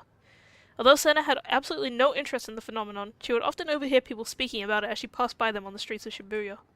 Whose eyes are those eyes? Over the past few days, she had begun to see several people wearing t-shirts with those words emblazoned on them. What? Where can I get a Whose Eyes Are Those Eyes shirt? What the heck? I want that! Dude, do you think it's like, do you think I'll get copyright struck if I design a model for my character that has a t-shirt that says Whose Eyes Are Those Eyes? Like just a black t-shirt with white print text, impact bold print that says Whose Eyes Are Those Eyes? And my VTuber model just had that. Do you think I would get arrested for having that as a toggle? That's so epic. I feel like it's just words, right? And it's not even the correct phrase because it's not direct translation from Japanese, right? So it's probably fine. Over the past few days, she had begun to see several people wearing t-shirts with those words emblazoned on them. In Shibuya, the phrase had become popular as an obscure meme, and it was now starting to really take off. Despite the brutal scene the words originated from, people happily walked on down the streets, raving about how well the shirts were selling at souvenir shops in Harajuku, a clear indication of how disinterested people were in anything other than themselves. Yeah, I should make them. I can't probably sell it as much. But I should make them. For me alone. I'll make one. Senna snorted quietly in a contemptuous display, finished the last bite of her popsicle, and closed her eyes softly without losing her stern expression. Damn, okay. She listened carefully to the noise of the city. An abundance of different sounds billowed in front of the station on the Sunday afternoon. The roar of trains arriving at the platform, the blaring horns of taxis, people walking and talking, the background music coming from the jumbotrons and from inside the Science City stores, the announcements telling people how to safely ride the escalators. What is a jumbotron? I don't think I know what that is. I'm gonna Google it real quick. Jumbotron. Oh, it's like the... Okay, it's like a giant... Like the giant screen. Alright, okay, that makes sense. I didn't know they were called that. The sounds were never allowed to end. Before one sound finished, another one would appear, creating a multi-layered discord that rang around throughout the station. In the midst of all the discordant noise, Senna focused her attention only on the people's voices. Her mind blocked out all other sound, and their words soon became clear. Damn. They're talking about crimes and murder. I won't read all of these because it's too many.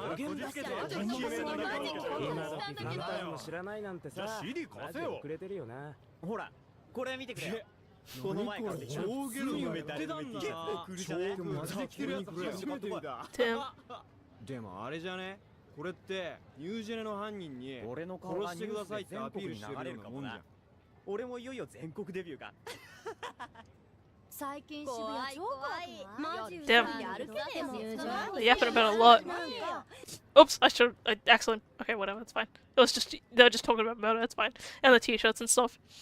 A short click of the tongue escaped from Senna's mouth, and she stopped listening soon after. There was nothing of value to be found in any of the noise. After all, noise was simply that. Noise. This feeling of someone's gaze on me. Am I imagining it? Once more, Senna examined her surroundings. For a while now she had been feeling a repulsive sensation, like cold fingers caressing her spine. A gaze being cast upon her by an unknown entity. One with which she was unable to pinpoint exactly what the source was. Senna pushed herself off the pillar she was leaning against. Then, as if she had just remembered something, she stared down at the popsicle in her hand.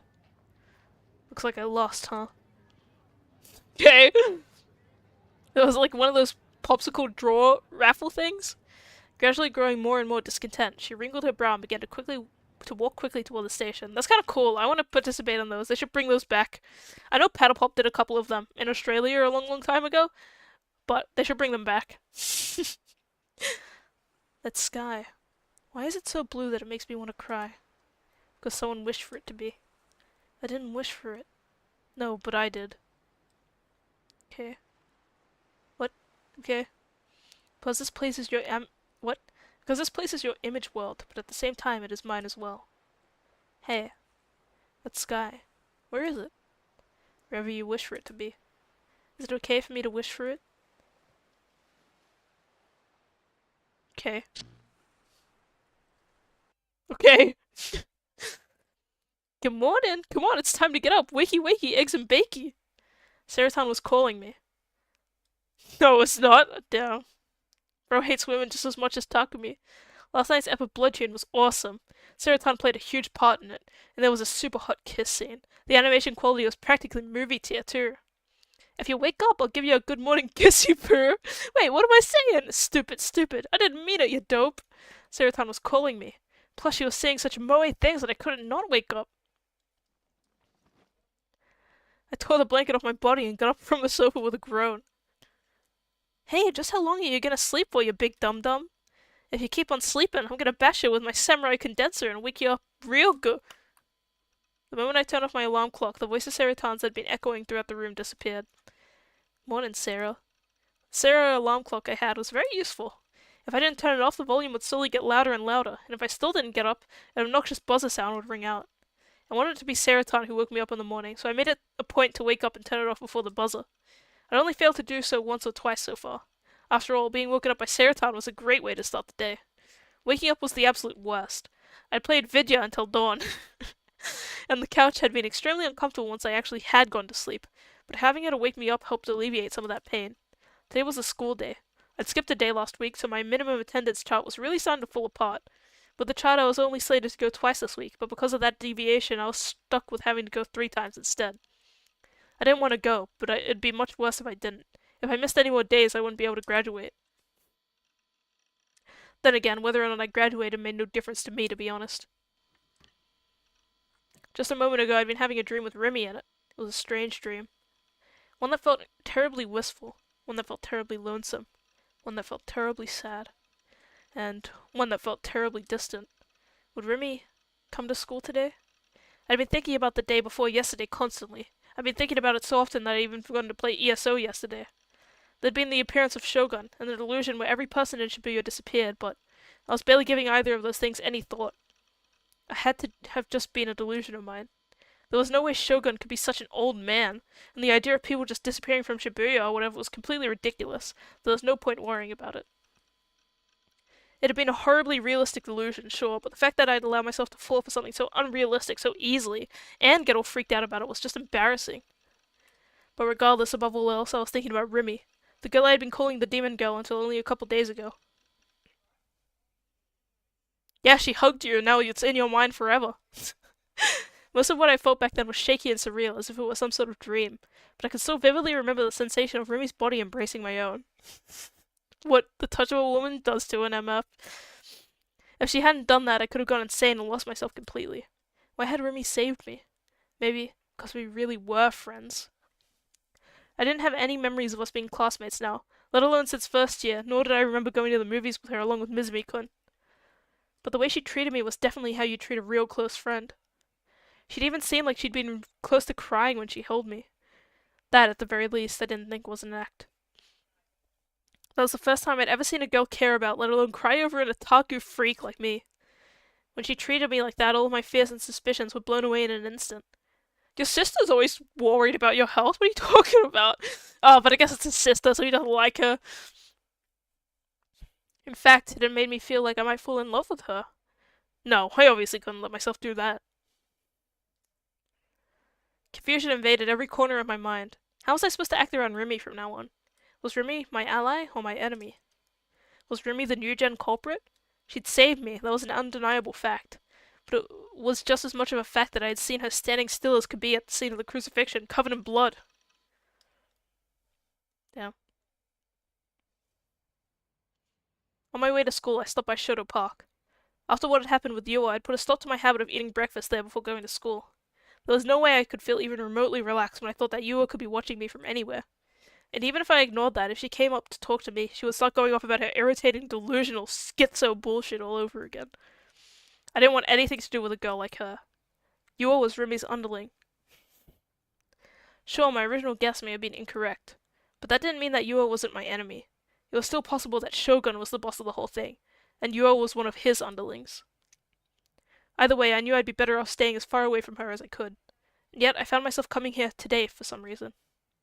I examined my surroundings carefully to make sure that I couldn't see Yua anywhere. And once I knew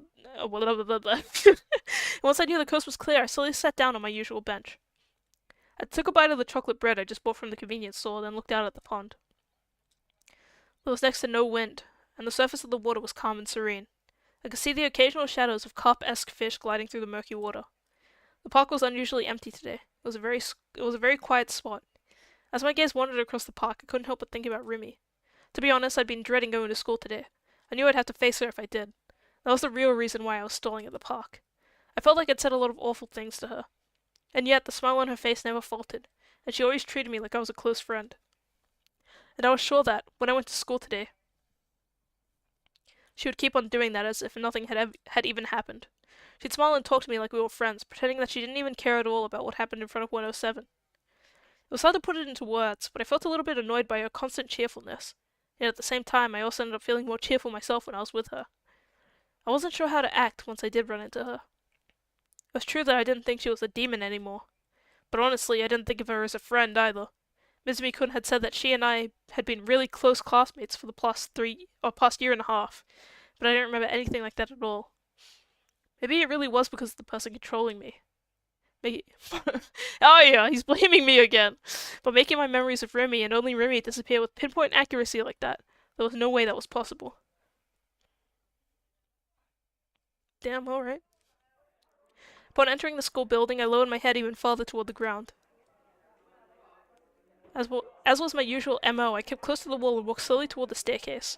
My class was on the 3rd floor. Getting up there was a pretty big hassle. They could really use an escalator or something. Bro, how rich do you think a school is? Oh, shoot. When I reached the foot of the staircase, I spotted a girl climbing unsteadily up the stairs. She was dragging her right leg a little as she walked. Maybe she'd twisted it. Her petite body swayed from side to side. She looked extremely unstable. As other students passed by her one after the other, the girl slowly continued to climb, exactly 1 step at a time. Watching her from— wait, why would you climb 2 steps at a time? You have to be kind of tall and probably above this girl's height to do that without completely throwing yourself off balance, bro. Watching her from below, I would be able to see— okay, of course. I'll be able to see her panties any second now. Shit. If I kept this up, I'd be labeled a total pervert. Last thing I needed was to go in front of a mirror and see myself as Bill Clinton or some shit. Okay, bro, chill.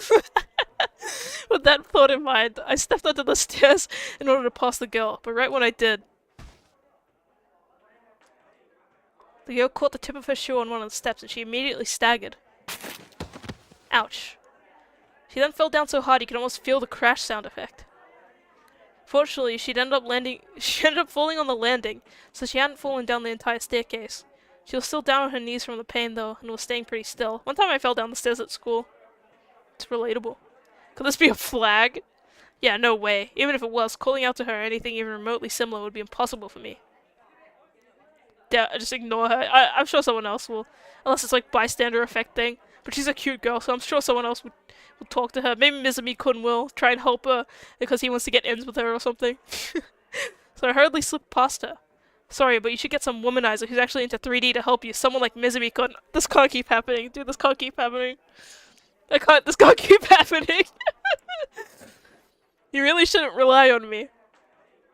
No, no, why are we like the same? This can't be happening. But the girl was staying curled up on the ground so motionlessly, I started to get a little worried. I was halfway up the stairs when I slowly turned back around to check on her. Damn, he has a human soul. The girl was gripping onto the railing and trying her absolute hardest to stand back up. Her knees were trembling. She looked like a newborn fawn or something. Her knee was oozing blood. Maybe she'd scraped it. Ah, her face. I'd seen her before. Wasn't she the girl who transferred into my class last week? What was her name again? I couldn't remember. Oh wow, she was crying. Did it hurt that badly? The fall had definitely been pretty bad, but not bad enough that she'd cry from it. There was nobody else willing to lend her a hand. After just barely managing to stand up, she bent forward and peered down at her knee. She must have been checking to see if she'd hurt it. The transfer student wiped away her tears, set down her bag on the spot, and started rummaging around inside it. What's she looking for, I wondered. Suddenly, she raised her hand above her head in a triumphant manner. Clasped in her hand was a band-aid. Our eyes met. The transfer student went red in surprise soon after, then hung her head. Regardless, she looked like she was okay, so I was sure she'd be fine without me. Thinking that, I hurriedly made my way to class. Alright, okay. Now that he's made it to class, I'll quickly take a break. I'll be like 5 minutes max, and I'll come back and then I'll continue, okay? For a while longer. We'll see how long my throat can take it. But for now, I'll be okay? Womp womp womp. I'll be back soon-ish. I just need to get some more water. Go to the bathroom, rest my throat a little bit. I'll be back. Get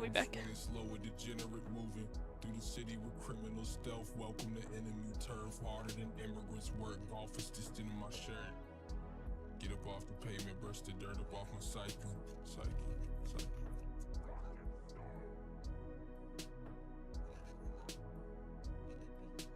It's probably been 12 years since my father left. I left my father less. And I just used to say I hate him in dishonest chest.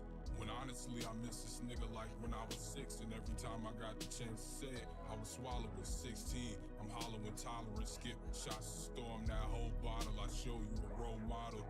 Drunk pissing on somebody front lawn, trying to figure out how and when the fuck I miss moderate. Mama often was offering peace off of instinct. Weeds cough, scoffing, and he's off again. Searching for a big brother, Tyler was that. Plus he like how I rap, the running mice the trap. Too black for the white kids and too white for the blacks. From on the road, I'm cracking locks up off them bicycle racks. I'm indecisive, I'm scatterbrained, and I'm frightened at 7. And then them eyes where he hiding all the bicycles at.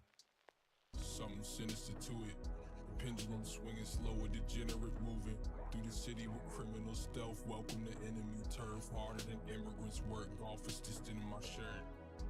Get up off the pavement, burst the dirt up off my psyche.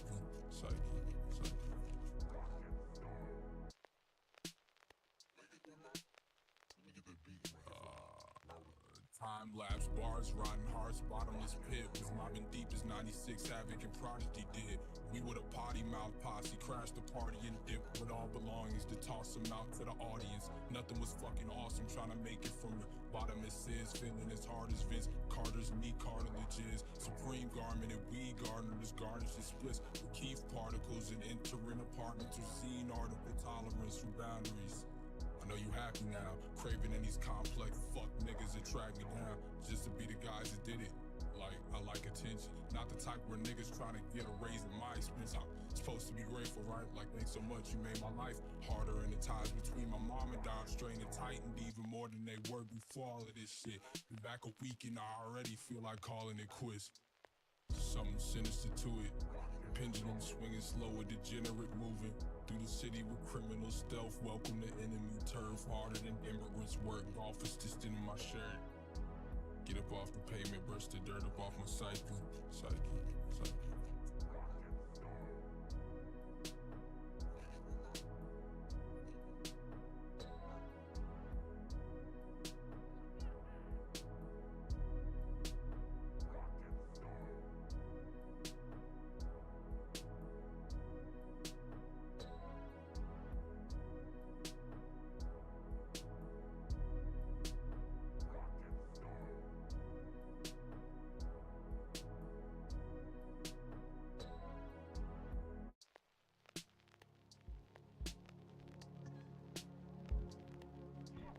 Something sinister to it.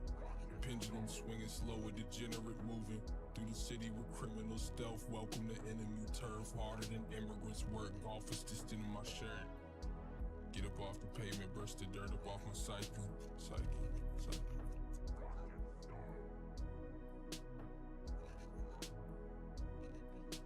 It's probably been 12 years since my father left. I left him fatherless, and I just used to say I hate him in dishonest jest. When honestly I miss this nigga like when I was 6, and every time I got the chance to say it, I was swallowed with 16. I'm hollow intolerant, skip shots to storm that whole bottle. I show you a role model. Drunk pissing on somebody's front lawn, trying to figure out how and when the fuck I miss moderating. Mama often was offering peace off of instinct. Weeds cough, scoffing, and he's off again. Searching for a big brother, Tyler was that. Plus he like how I rap, the blending mice the trap. Too black for the white kids and too white for the blacks. From on the road, I'm cracking locks up off them bicycle racks. I'm indecisive, I'm scatterbrained, and I'm frightened at 7. And then them eyes where he hiding all the bicycles at. Something sinister to it. The pendulum swinging slow, a degenerate moving through the city with criminal stealth. Welcome to enemy turf. Harder than immigrants work. Golf is distant in my shirt. Get up off the pavement, brush the dirt up off my psyche.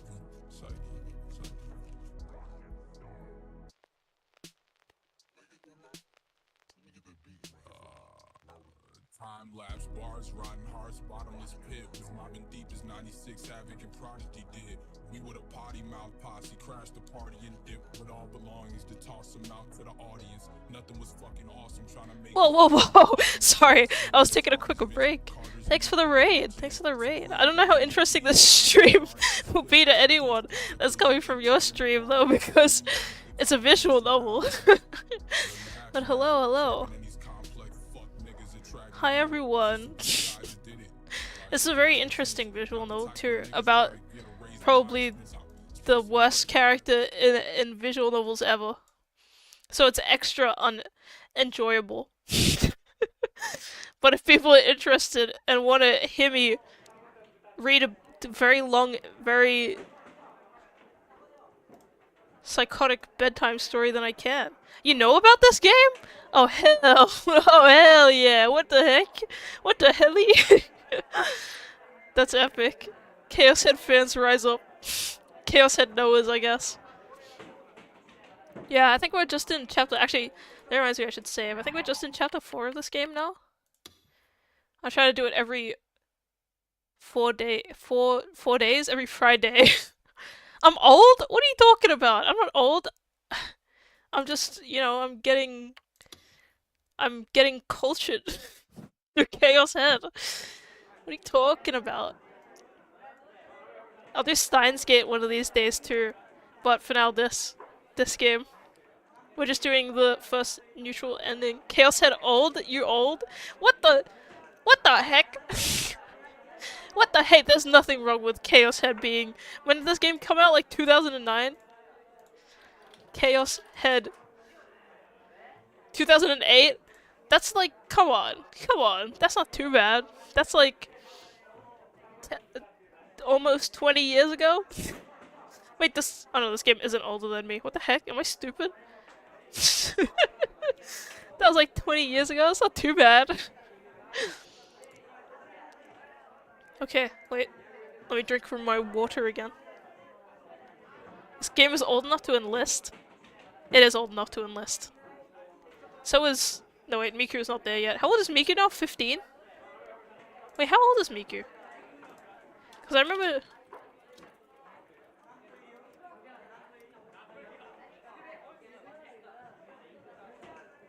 She released in 2007. Wait, she's older than this game. Happy birthday, Miku. Alright, let me drink my water and I'll read again.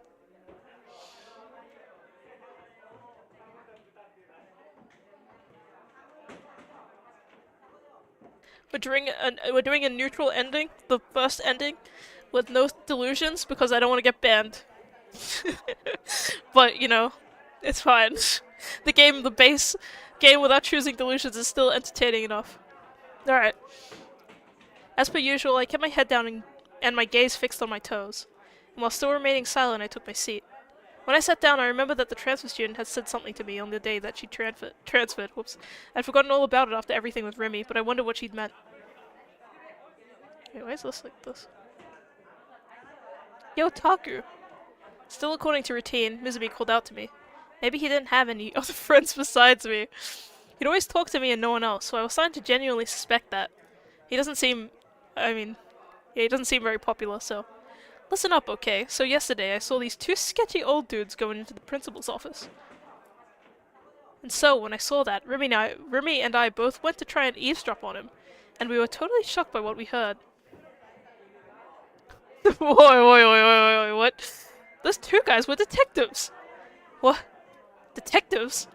Yeah, they were going over the whole school roster. They looked real serious. Maybe it's got something to do with New Gen? Maybe the true New Gen culprit was someone at this very school. I couldn't help it, but a face popped into my mind. Remy's. Well, he did literally tell them that she was the one who did it.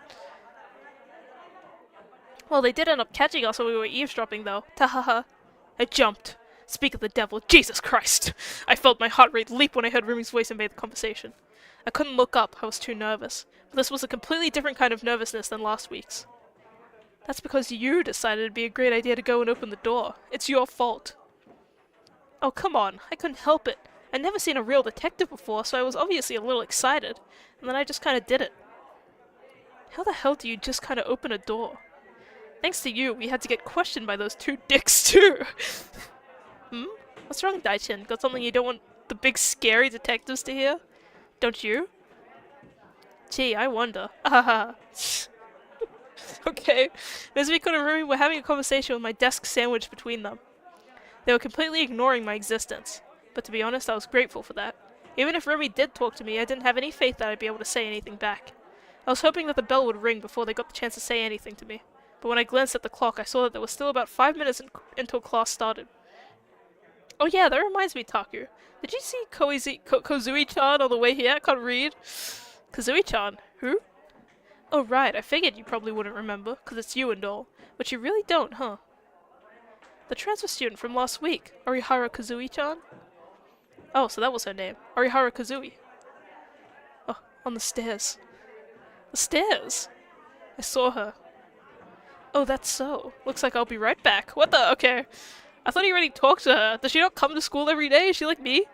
Mizumi-kun's voice gave off an aura of intense enthusiasm. I hadn't seen him this energetic since a few days ago when he'd found out that Fez was from the next class over. In other words, I'd never seen him give his all for anything except girls. Which reminded me that just last week, Mizumi-kun had already gone to hit on the transfer student the moment she'd arrived. You really are incorrigible.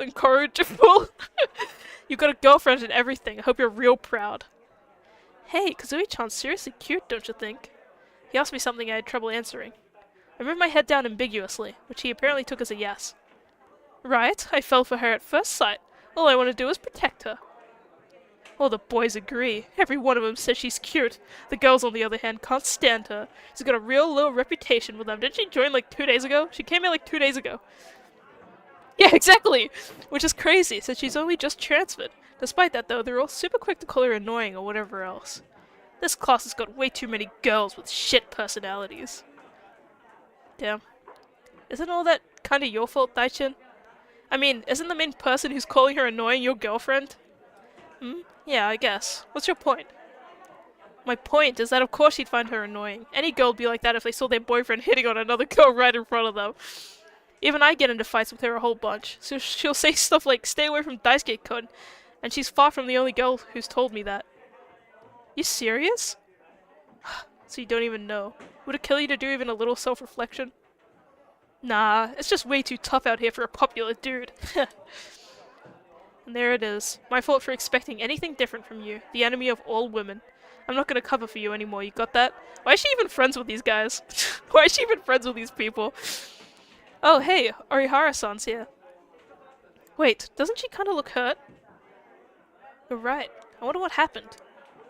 She'd gotten hurt back when I saw her on the stairs. Wait, did I? Oh yeah, I did. Okay. I obviously wasn't going to tell them that, though. I was trying to avoid talking to Remy in any way possible. I'm gonna go check on her real quick. Mizumi-kun ran up to where the transfer student was. Thanks to that, Remy was the only one left standing close to my desk. Ah, Miss Me-kun, please don't go. No delusions. No delusions. Remy didn't say anything, but she didn't move away from my seat either. Considering the fact that I was hunched over so far on my desk that I could nearly sink my teeth into it, I couldn't see her expression. All I could see was her waist. But if that were true, then that would mean she had to be facing me. In other words, she was looking at me. Yeah, fair enough. She's probably worried. I should probably say something. Maybe a greeting of some sort? But it wasn't like I ever greeted people normally. It would be even more unnatural for me to suddenly start doing it out of the blue like that. Maybe I should bring up the transfer student. But it wasn't like I ever chatted with Remy normally. It would be even more unnatural for me to suddenly start chatting with her out of the blue like that. I could thank her for the day before yesterday? No, before I did that, maybe I should apologize for being so rude to her after she'd done so much to help me. I could also ask her about why she'd been there back then. I could ask her if maybe she'd hug me because she liked me. Or I could ask her about why she was at the side of the crucifixion. No. None of these topics were conversation starters at all. What was I supposed to do? The silence put more and more pressure on me. I knew I ought to say something, and I knew it would be awkward to stay silent, but I still couldn't force out any words. I hated the 3D world so goddamn much. I was tired of almost choking over just trying to talk. I just wanted to hurry up and go home to my comforting Seroton. Hey, Taku. Remy's voice suddenly broke the silence. I jumped in surprise and a shudder ran through me. I still couldn't look up.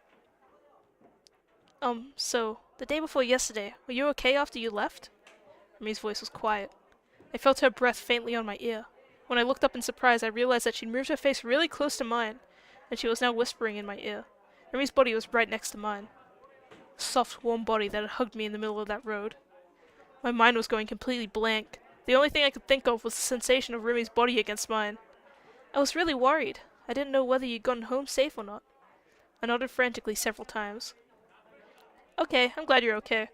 Never do something dangerous like that ever again, you got it? Damn, okay. Okay. Upon telling me that, Remy made to leave the classroom. I felt the sudden urge to ask her something. She just said something dangerous like that. I wanted to ask her. Back then, what did it all look like to you? Considering the fact that she hadn't mentioned anything in particular, it seemed like she didn't know anything about the people temporarily disappearing from the streets of Shibuya, nor anything about the wheelchair-bound shogun. Which would probably mean it had just been one of my delusions after all.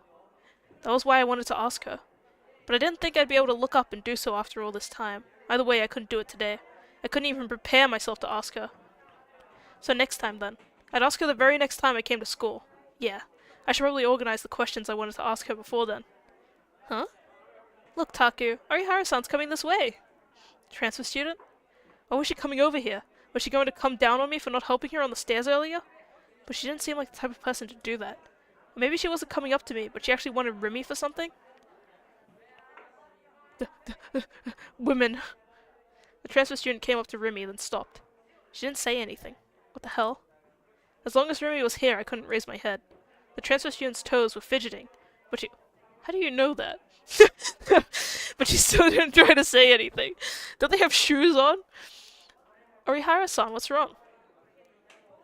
For some reason, the new student timidly then placed a single bandage on the edge of my desk. It was a fancy one with a picture of that weird character, Gero Froggy, emblazoned on it. Okay, was she giving it to me? Ugh, how do I react? This Arihara Kozui girl was kind of weird. Ghost Stories crying sound effect. Oh no, Orihara-san, don't cry. What? Was she crying? Why was she crying? Was it because I didn't say anything? But the transfer student hadn't said anything to me either. I don't think Taku's mad or anything. Remy swooped in to cover for me. Come to think of it, that was a little bit odd. I didn't know next to anything about Remy, and yet she knew a lot about me. He just doesn't look people in the eye all that often. He's an introvert like that. So there's no need to be all shaky and nervous, okay? Tahaha. Huh? Are you giving me a band-aid too? Thank you. Okay. With that, the transfer student bowed her head deeply to Remy, and then she sped her way back to her seat. It was almost like she was running away or something. Okay. I have no idea what just happened, but I think you should probably take the band-aid, Taku. Why had she given it to me? Kazui-chan, a girl of few words, ain't she? I got the feeling Mizumi-kun had come back. Well, he did say something, so yeah. I gave her a tour of the school on her first day. Wow, you were real quick to get your hands on her. Hold on, I haven't done anything yet. Anyway, on that tour we spent about an hour give or take running all over the place, and I was the only person talking the whole time. As you can imagine, I got pretty worn out. Oh yeah, and she's pretty quick to cry, too. Yeah, she really is. She started crying out of nowhere just a second ago, so I got all freaked out trying to figure out what the heck even happened. She just goes to show how innocent she really is. Hey Taku, you get it, don't you? You know how cute everything she does is, don't you? If I were to put it in neat speak, she's moe as well. Hell. What's up? You need to take a shit? Okay, whoa, okay. I shook my head from side to side as hard as I could. Taku, you haven't said a word for a real long time now. Yeah, that's because you're here. I wasn't ready for that. I never talked to a friend who was also a girl or friendly before. Yeah, moe, like Travis Touchdown moe. Then again, I'd never had a single female friend before. Not throughout my entire life. When I tried to talk to Arihara-san, I was hit with this feeling. I just couldn't help but think. It kind of wore me out, I guess? Tahaha. Woman fear. Girls really are ruthless toward their own gender, huh? Then again, I'll be the one to protect her, so it doesn't really matter. Oh, come on, didn't you say less than a minute ago that hanging around her wore you out too? Shut it. Kasui-chan gives off the same vibes as Taku. Makes me not want to leave him alone, if I can help it, you know. What? He wants to protect me? Oh, I guess I sort of understand that. Is that why they're friends with me? Are they the I can fix him type? Is that what's going on? Maybe Mizumi, like, gets along with me just because he knows women hate me as much as him. The sound of the bell told me that all classes were done for the day. The second it went off, I packed up my things, got up from my desk, and left the classroom. I couldn't stand the subtle distance I felt between me and Rumi for a second longer, so I wanted to get out of the classroom ASAP. Besides, I also had to stop by Manga Darake today. In the end, I hadn't been able to say a single word to Rumi. I had several chances to talk to her, but just like this morning, I'd kept my mouth locked shut the entire time. I might have screwed up by doing that. It'd make it even more difficult to talk to her the next time I saw her. I was sinking deeper and deeper into the thick swamp that was trying to figure out how the hell to act around Rumi. I think I forgot was in that sentence, but it's fine. Oh, big bro! Oh, shoot, we haven't seen her in like 100 years. Just as I was about to leave the school building, I was hit with the voice of a certain irritating person. Nanami came running up to me, holding a trash can in her hands. She must have been in the middle of taking it out. Unfortunately for me, the bitch had spotted me. I tried to ignore her and speed my way out of there, but just like usual, Nanami refused to let that happen. I like how, of all the women that he hates on constantly, there's no one he hates more than his own sister. It's truly inspirational. The hem of my uniform was pulled tightly from behind. How many times do I have to tell you not to run away from me? Oh, what do you want? Don't give me that. Don't you realize I have to chase after you whenever you run away? It's kind of annoying. Okay, then don't chase after me if you don't need anything. You haven't been calling home at all, which is nothing new, but whatever. I've already given up on trying to get you to do it. I doubt you ever will at this point. Wow, she actually understood me for once. Then again, I didn't know how she wouldn't, being my sister and all, even though I had no need in the slightest for a 3D one. So that's why I'm gonna have to keep coming to your room every now and then to check up on you. You should be grateful. Damn it, of course it'd come to this. If only I could somehow be freed from the curse of my obnoxious little sister. Hell, even though it never happened, I at least deserve some form of compensation for putting up with her. I thought about that kind of thing daily. Oh, that was it. This was my chance to put my plan from earlier into action. If I was lucky, it might even work as a modest form of revenge. I checked my surroundings, then I started walking toward the courtyard, signaling for Nanami to follow me. What is he gonna- what? I'm afraid. Huh? What is it? Just come with me. Why? What's going on? She was so unbelievably annoying. Was she incapable of following me or something? What a fucking idiot. Nanami, I have an important favor to ask you. Huh? A favor? From you? Nanami's eyes went wide. Wow, that doesn't happen often. You never ask me to do stuff. Just shut up and follow me. Ah, wait up! There weren't many people in the courtyard. During lunchtime, the place was always crowded with students eating lunch, but the only people who'd bother coming here after school were from the gardening club or whatever. Okay, so what's the favor? Oh, is that a new sprite? She looks so happy! Nanami lowered the trash can she was carrying to the ground and gave a big grin as she puffed out her chest. Oh, but I've got one condition. You've got to treat me to McD afterwards. As long as you do that, I'll do whatever you want, even though I don't really wanna. Ugh, every little goddamn thing she did pissed me off. I couldn't believe she actually wanted me to pay her back for this. Didn't help that I already treated her to McD before too. Forget it. Fine, I'll treat you. Huh? Really? Wow, you're like a totally different person today. Yeah, well yeah, because I was lying. Fuhihi. Soz for being a liar, lol lol. And I just got soz in the thing in case you need someone to tell you what soz means. And with that, I handed Nanami my cell phone. Oh, that's right, I forgot about this. I then asked her to call the prank caller whose number was stored in my call history. You want me to call a number off your history? Who are they? Someone I know from online. Nanami was tilting her head with a suspicious expression on her face, so I quickly told a lie that would seem plausible to her. So, why am I doing it? You'll know, if you call them. You're not planning something, are you? Oh my god! All you have to do is just shut up and do what I say. If you can't even do that, then just go home. I have no use for you. Fine then. I won't ask you to do it. I went to snatch back the cell phone, but Nanami pulled her hand back, evading me. Okay, I'll call them. That's all I have to do, right? You really are selfish, you know. Yeah, you should talk. Choking back my anger, I watched with bated breath as Nanami dialed the number in question. Nanami, blissfully unaware, put the cell phone to her ear and waited for them to answer. I noticed that, on the hand she was holding the cell phone with, she was wearing a yellow bangle. That was the one I'd given her, wasn't it? Then again, it was more something she'd just decided to appropriate rather than me actually giving it to her.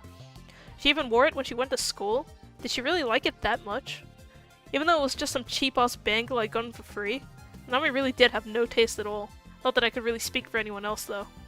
This didn't matter at all right now. Anyway, who was gonna answer the phone? Would it be some scary DQN piece of garbage? Best case scenario, it would just be a prank and had nothing to do with Shogun or Yua. Hello? Someone must have picked up, so Nanami called out as she covered the receiver with her hand. Only to raise her eyebrows soon after. She then thrust the phone back in my direction. Big bro! What? Don't give me what? It's saying the number's not in use right now. What? I snatched the phone from Nanami and put it to my ear, and what I heard was... A number that has been disconnected or is no longer in service if you feel... Okay, yeah. She was right. I guess that meant it really had been a prank, huh? It was a prank where you called a bunch of random numbers simultaneously over a couple days. When the prank was over, both the number and the phone number were destroyed, or something like that. Either way, it was a pretty large-scale prank. But meh, didn't matter to me either way. What does he mean large-scale? He already said, his friend said that there was no one else on the internet that had experienced this, so what is he talking about here? He's kind of crazy. I knew now that the mysterious call had been nothing more than a prank, and nothing else mattered anymore. Okay, what the heck was up with that? I don't need you anymore. Yeah, okay. What? Leaving Nanami standing there, I started to walk off, but it didn't take long for her to chase after me. Wait just a sec, what was that all about? Just shut up already. You were taking out the trash, weren't you? You left the trash can over there. Oh, right. But you still haven't told me what's going on. I'm going home. Oh, that was him. Whoops. I'm going home. Patooey. Without dealing with Nanami, I walked quickly to the school gate with her right on my tail. But you need McD. Yeah, exactly. Fine. Just remember you promised to treat me to McD. You'd better not forget. Like I care. Hey, did you lie to me? Maybe. Grr. Grr. Nanami stopped dead in her tracks, looking pretty upset. But I kept right on moving. You big jerk. She yelled out in a voice loud enough to echo throughout the entire area.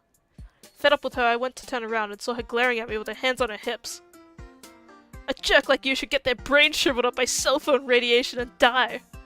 Shit. Thanks to Nanami's screeching, more eyes were looking our way, even though I made it a point to stand out as little as possible at school.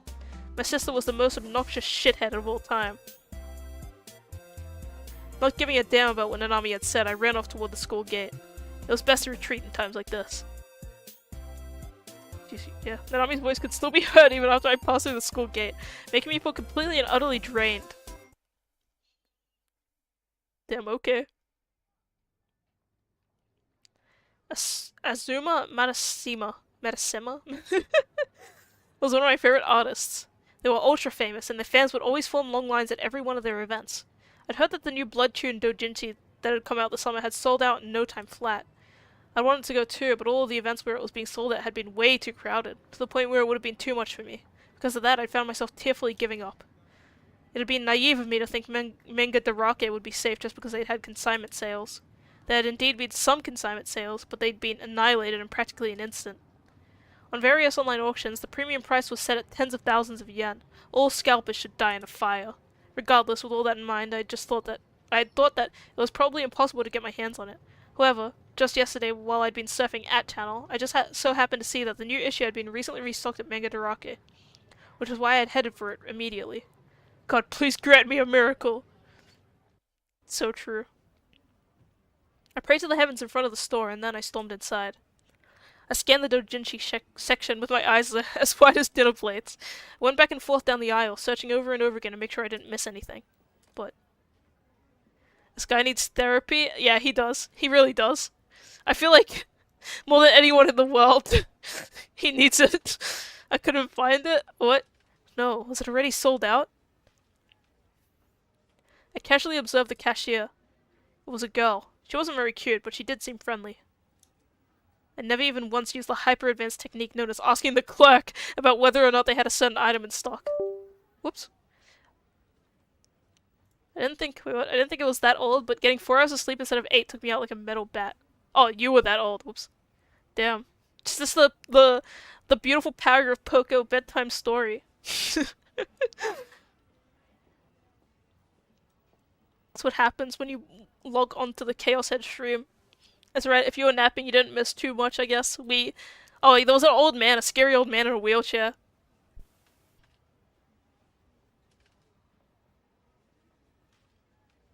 A shogun, and then a woman hugged us. And then we became converted to loving women. The reason was, of course, that I didn't have the courage to do so. And not only that, but the title of Azuma Metasima's new book was Serotan Cosplayer Gone Wild. So yeah, asking about it was completely and utterly impossible. Just type it on your phone and show her. That's what I do. Are you a gym going? Yeah, gym going. Fair enough then. So now you're just, so you're saying you're just exhausted after gym going? Yeah, a woman hugged Takumi, believe it or not, but it was the evil woman he doesn't like, so. Excuse me, miss, but do you have a copy of Azuma Matasima's Serotan Cosplayer Gone Wild? If I asked a female clerk something like that, I'd no doubt be labeled as a pervert, and I knew that for a fact. Thank you very much. I don't think anyone, they're probably not gonna remember you. Like, I'm sure hundreds of people ask for random stuff like that. In the end, I simply gave up on asking the clerk anything and exited the store dejectedly.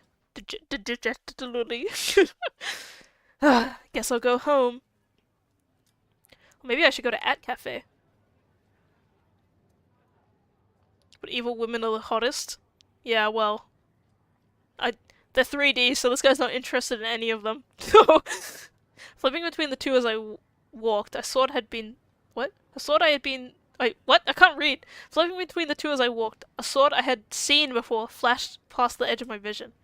It was a sword with a distinctive two-pronged blade, the one that girl B, the girl who'd called herself Senna, had been carrying around the city. In the crowded center guy, the tip of the sword jutted above the heads of people walking down the street. As it got closer to me, I hurriedly took refuge in a nearby arcade. When I peered out from the shadows, it didn't take long for Senna herself to appear, the sword resting on her shoulder. She, wearing an expression that was just as terrifying as ever, she walked quickly toward the station.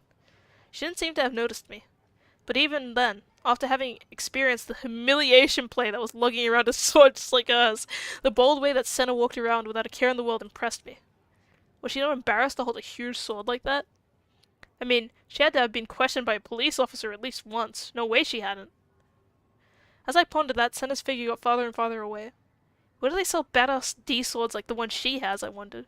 The one I'd gotten a hold of didn't glow, nor did it have a badass shape, so I wasn't exactly satisfied with it. In comparison to the sword Senna was carrying, mine was far less impressive in terms of design. Does he, like, not remember Kozue having one as well? Like, he commented on it once, and then he's just, like, forgotten about it. The entire reason behind me getting a D-sword was to use it as a protective charm. Back at the Scramble Crossing, I'd been trembling in fear and wished for something I could rely on. After Rumi had shown up, I'd become slightly more stable, but the situation surrounding me was not getting any better. I still had a lot of enemies, such as Shogun, Yua, etc. That was the reason why I wanted to get my hands on a D-sword that looked way stronger than the one I actually had. Of course, there was also the collector's spirit found in every otaku. Of course. As if drawn to Senna's sword, I'd been staggering over toward Scramble Crossing without realizing it. Oh god, I bit my lip. I didn't want to be out in front of the station. I would reluctantly go to Center Guy or school or whatever because I had things I had to do there, but if I could help it, I preferred not going anywhere near them. Having a crowd of total strangers standing around me made me feel as if any escape route had been stolen away, and just the illusion of that made it hard to breathe. Unsurprisingly, the area in front of the station was infested with people.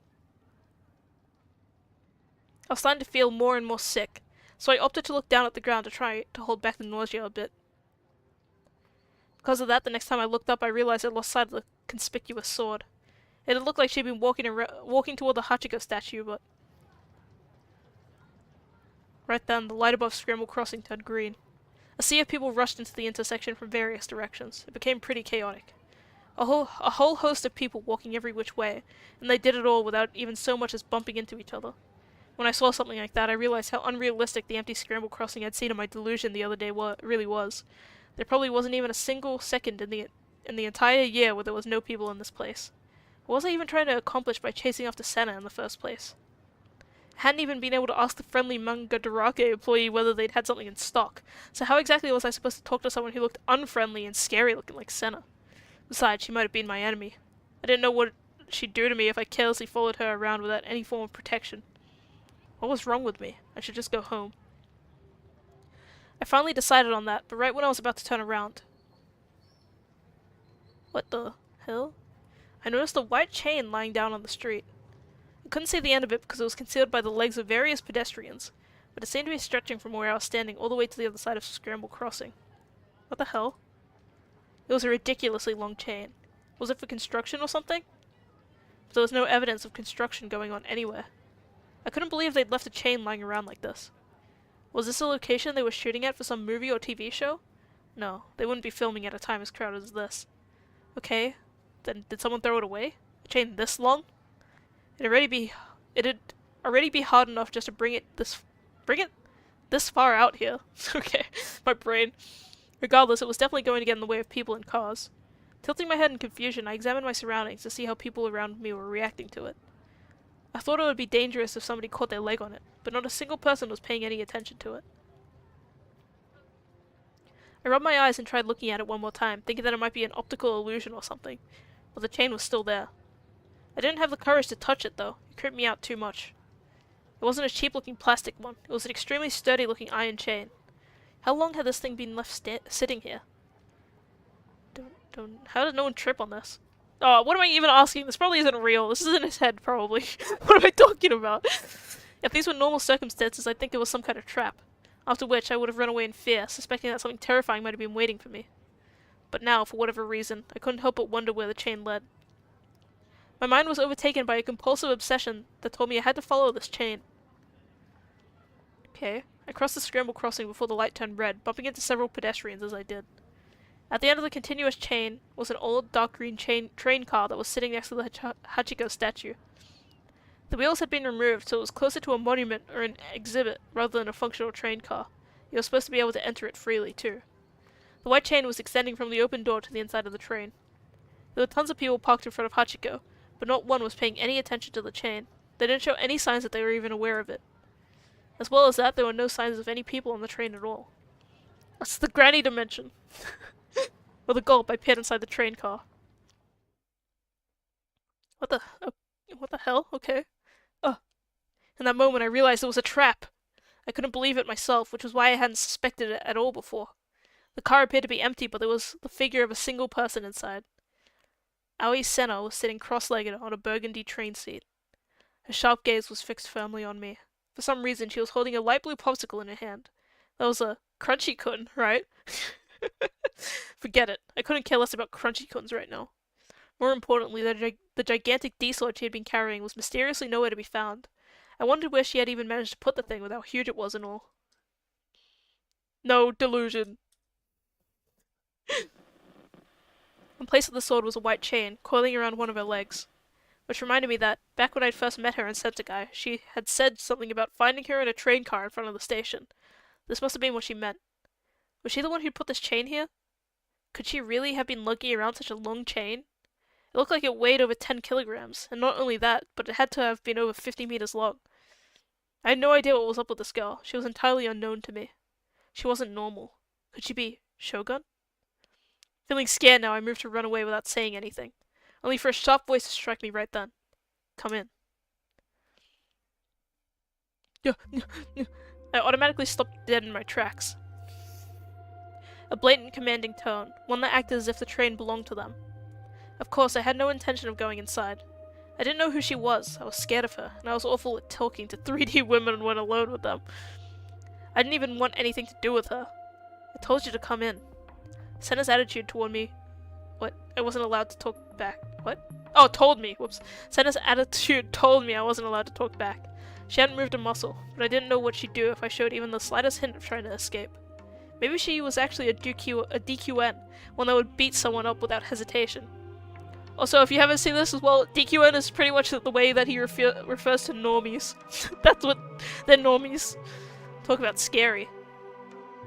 But if I showed her even the slightest hint of submissiveness, she'd walk all over me. I'd had to deal with DQN several times up until now. Yeah, DQN.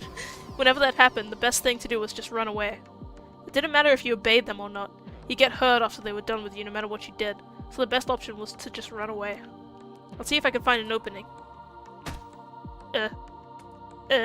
Suddenly something from behind pushed me hard. Caught off guard, I was unable to brace my legs and I toppled clumsily to the ground. Stunned, I looked back toward the entrance to see who the hell had pushed me. There were a lot of people outside the train waiting around for appointments and whatnot, but I couldn't pinpoint which one of them was the culprit. Maybe they had already run away. Why had they felt the need to shove me? Why would someone do something like that? I must have hit my knee when I'd fallen down as it hurt a little bit. Avoiding eye contact with Senna, I staggered back to my feet. Huh? I suddenly realized. The bundle of chain that had been at Senna's feet was just a moment ago had dissipated without a trace. I thought that she'd moved it somewhere, but there had been no sound to indicate that, and she was still sitting on the same seat she'd been sitting on the entire time. Even if she had moved it, where the hell had she moved it to? I didn't see it anywhere on the train. Where was the error? Senna, completely unconcerned with how lost I was, asked me something unintelligible yet again. You tailed me, so I'm assuming you found one. As I shook my head left and right in confusion, Senna's expression became increasingly stern. She then eventually looked away from me, let out a small sigh, then took a bite out of her popsicle. Freeing from her sharp gaze, I nearly sank down to the floor once again. Talk about looks that could kill. I would have sat down on one of the seats if I could have. But when I realized that she might have said something to me if I did, I couldn't bring myself to. I knew you were following me. You saw the error I created, didn't you? What are you talking about? The chain. The white chain. If that was what you meant, then yeah, I'd seen it. I'd followed the weird thing all the way here after all. But I don't know where it is. It disappeared. I made it disappear. It was my delusion after all. Holy moly, guacamole! Someone else has mentioned delusions finally. Delusion? What was she talking about? Then, what about the sword? You have one, don't you? Excuse me? No, I don't have one. How could I? This wasn't going well. I could barely get a word out. More importantly, who are you? Seems like you can see. What? Senna glanced at me, then jerked her chin toward the window. What do you see outside this window? People. Lots of people. It felt like there were even more people than before. I felt like I was going to get a headache just from looking at them. There were people with their heads glued to their cell phones, people smiling over phone calls, people standing and staring at the stream of people. Practically everything I saw out the window was people standing around waiting for other people. I mean, if there were so many people here, why hadn't anyone come into the train since I'd gotten on? Do you believe that there's a perfect world out there? There isn't. There can't be. Errors will always exist. Because everything, people included, is an electronic device. What kind of chuny plotline was that? Jokes aside, I also thought about similar things pretty often. And I wasn't trying to say that chuny plotlines were bad or anything. After all, the world was overflowing with books, movies, and anime that were nothing but chuny insanity. Why was it that a writer or a movie director, whoever else could come up with chuny plotlines like that, and it was all well and good, but when amateurs like me did it, everyone made fun of us? What? We're already living in it? $1 hot dog? That depends where you live, I think. I don't think we've ever had $1 hot dogs over here. The world's greats had all been Chunibyos. Just think about it. The Wright brothers had genuinely thought that they could fly through the sky 100 years ago. Napoleon had boasted that the word impossible is not in my dictionary. That was why Chunibyos weren't something to be mocked. It was the path that all of the world's greats had taken. But my question was, why had this girl suddenly started spouting all this Chuny shit at me? It isn't what you're seeing. It's what's being shown to you. People acquire information from outside the body by utilizing the 5 senses, but about 80% of the information we receive comes from sight. The images obtained from sight are converted into impulses, signals that are then sent to the brain via the optic nerve. Just like a telephone, I thought to myself absent-mindedly. A telephone converted your voice into electrical signals and then sent that information to a distant location. A telephone, huh? You could say it's similar to that. Had she just read my mind? No, there was no way. Had I been mumbling to myself without realizing it again? Do you know what VR technology is? What, virtual reality? Of course, I didn't actually answer her aloud. Visual rebuilding. Huh, I was wrong. I'd never heard of that. It's a technology currently being researched in the field of psychophysiology in America. With this technology, even those who have been blind from birth will be able to accurately view anything that eyes can naturally perceive. This is made possible by using video equipment such as video cameras. That look on your face tells me you're wondering how exactly, but the way it works is simple. Images provided by a video camera and the nerve impulses traveling through the brain are both essentially electrical signals. And in short, all that's needed for the brain to interpret those images is technology that can convert the signals into nerve impulses. There have already been successful tests to the point where the research team behind it have already obtained a patent for it. It was patented? Patented? I can't read. Seriously? I thought that it was just a fairly hardcore delusion with an impressive amount of depth and detail behind it, but claiming there was a full-on patent was taking it way too far. I mean, she could just be lying. She's not Google, dude. You could just go... Wait.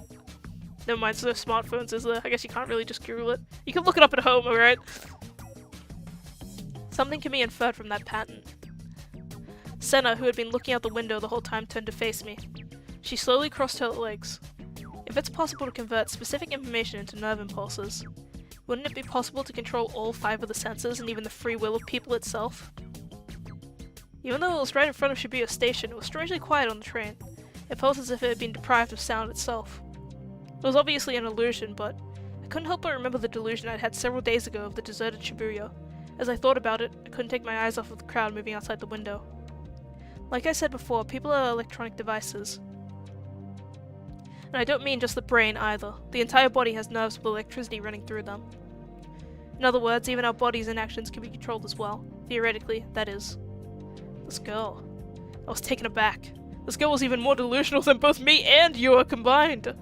What she was saying sounded logical, but it was clearly a total pipe dream. In fact, the research team that acquired the patent is shifting their research in that very direction.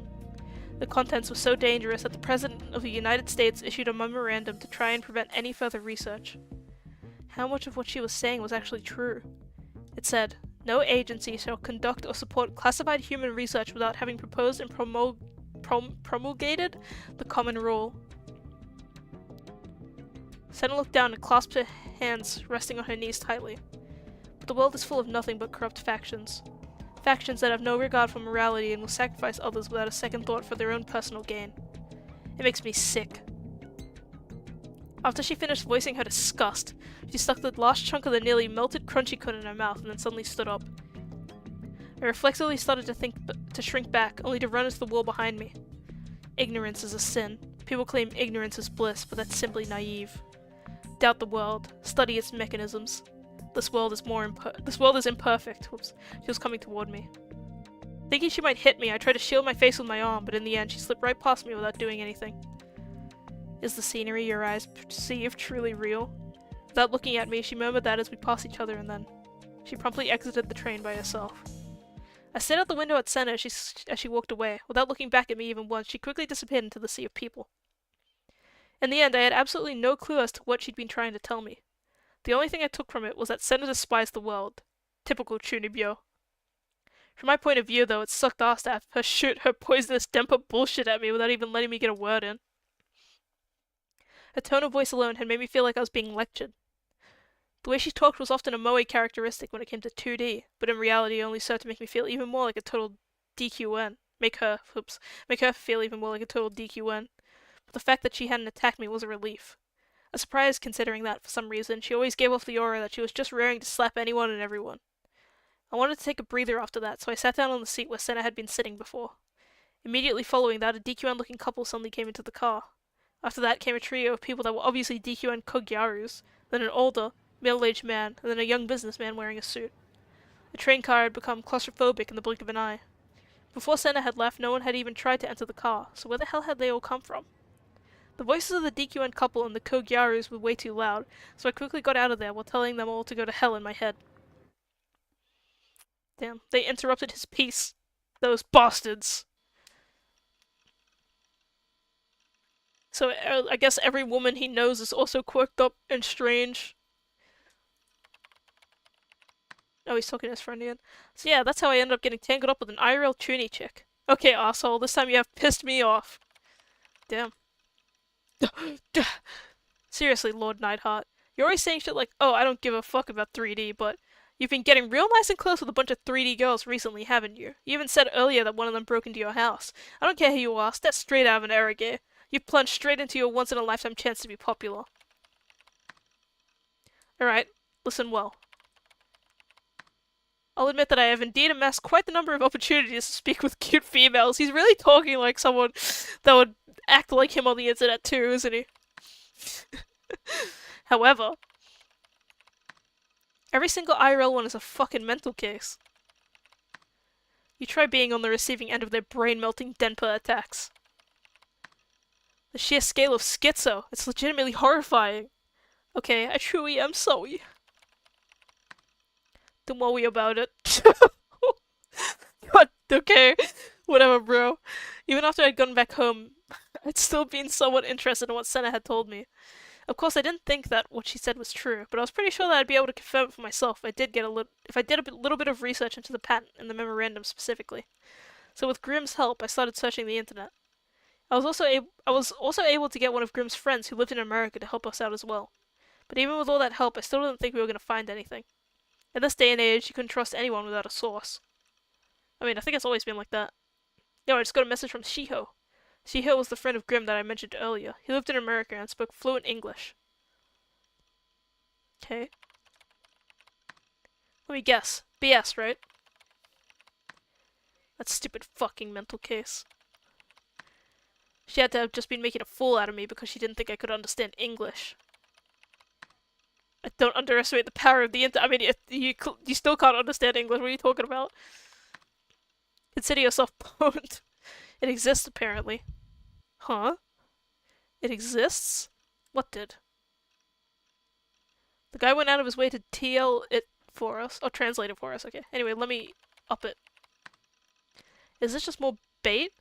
Man, you don't trust me at all, do you, Lamau? Although that's probably my fault for being an ass most of the time, lol.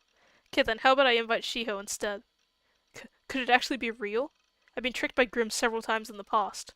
If I trusted him like I usually did, he would hit me with something so bad that it'd make my brain short-circuit. But he was saying that he was going to invite Shiho, and that he even had a source for us.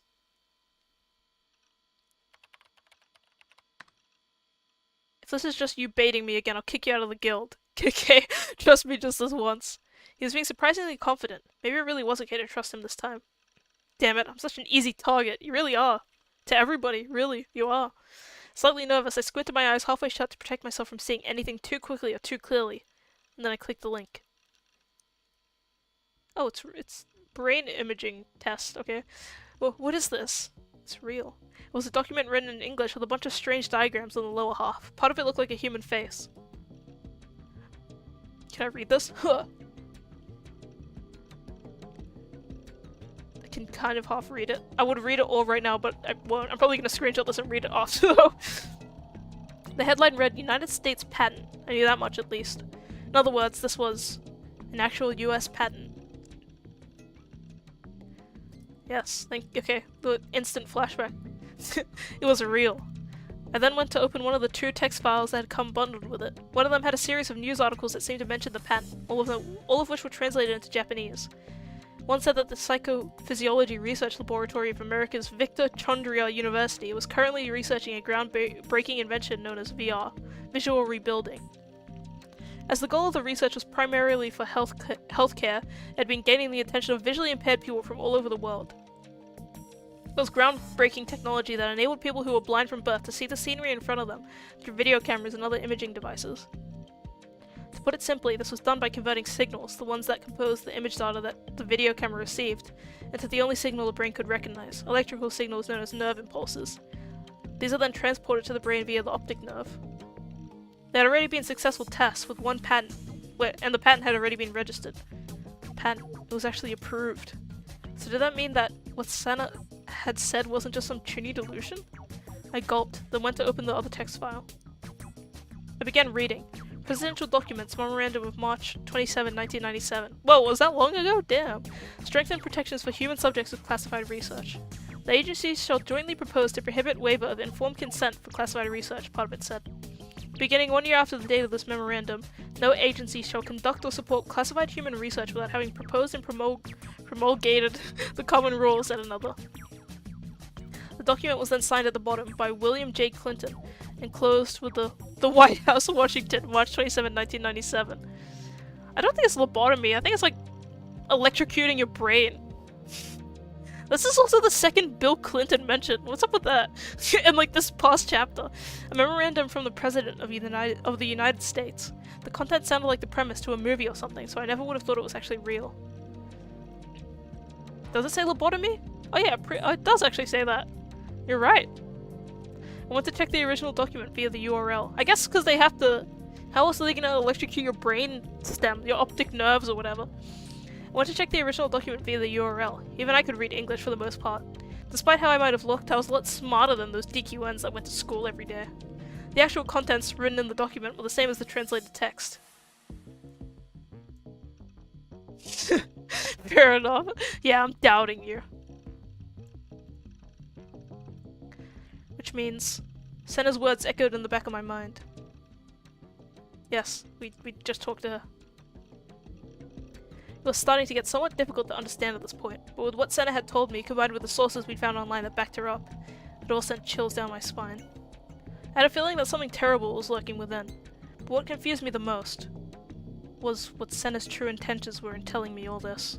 Did it have anything to do with me? The part about being able to control people's free will definitely wasn't something I could dismiss as somebody else's problem, because there was the possibility that I was a sleepwalker. On the day of the third New Gen incident, the crucifixion, I had been told that I'd been posting in a chat room as Shogun. Apparently I'd posted from @cafe too, but I had no memory of any of it. And not only that, but I had absolutely no memory of Remy too. We had been classmates for over a year, and we had been close enough to hang out on multiple occasions, yet I had no memory of any of it. Maybe I had done all those things while I was being manipulated by some other being. Besides, I was terrible at talking to 3D girls to begin with, so there was no way I would be close to a cute girl like Remy normally. He diluted it into reality. He manifested it. That he was close to a cute girl. No, I was thinking too hard about this. At the very least, I knew that the chat thing was just one of Yua's delusions. Shogun was a separate entity from me. He was trying to entrap me, and and it didn't go beyond that. This was true regardless of whether or not he had actually been the old man in the wheelchair that had appeared in front of 107. Maybe Senna too was one of Shogun's underlings. Maybe she was just trying to deceive me. Don't just blindly accept everything without questioning it. Don't trust a suspicious girl that you don't actually know. Senna and Yua were both of the same breed. That's how it should go, right, Siratan? Okay. Oh shoot, Yua! We haven't seen her in a while. The only sound present in the room was the distinct clacking of a keyboard. Kusunoki Yua's thin, supple fingers moved as if they were dancing, her gaze fixed on the monitor all the while. Her touch typing was effortless, and she made next to no typos. She was writing an email. A very long one at that. Yua had already been writing for almost half an hour, endlessly deliberating over the contents of the email and making frequent revisions as she continued to type. Suddenly, her fingers stopped moving. With a small pained sigh, she abruptly pressed and held down the backspace key. The cursor that was lit up on the monitor began scrolling leftward at high speed. You can trust any suspicious girl you encounter? Alright. Okay, fair enough. What did I miss? You want a quick summary? So, I don't know if you were here last stream, but the scary pink-haired girl, turns out she's actually in our class. And then, we had a delusion where there was no people in the entire city, and then we went to the middle of the Scramble Crossing, which is one of the most populated places in Japan. It's always very busy there. And there was a creepy old man in a wheelchair rolling his wheelchair back and forth to creep us with his creaky sounds. And then he was like, "Hey guys, I'm Shogun," and then he slowly rolled away with his creaky old wheelchair. And then we were having a panic attack, and then the pink-haired evil girl came up and hugged us, and now we like her. So yeah, that's what happened. That's what's happened so far. Like the start of the game, yeah, like with the crucifixion thing, right? That's what you're talking about. So yeah, that's what's going on. And uh, then the purple-haired, purple long-haired chick, or blue hair? I don't know what kind of hair. Purplish blue long-haired chick. She was just telling us about how the government was they were panned to like doing some science thing to make blind people see, and she's basically saying that you can control people by controlling what they can see and hear and stuff. And yeah, that's what's happening. Pretty much. All the long sentences she had written so far disappeared nearly instantaneously as the cursor traveled across the screen. I can control you? I won't. When all of the contents had been erased, Yua took hold of the Gero Froggy stuffed animal lying on her bed and then hugged it tightly to her chest. Oh hell yeah. I love trolling people. Are you talking about Senna trolling people? I don't know if you should do that to someone who's like mentally unwell like the main character in this game though.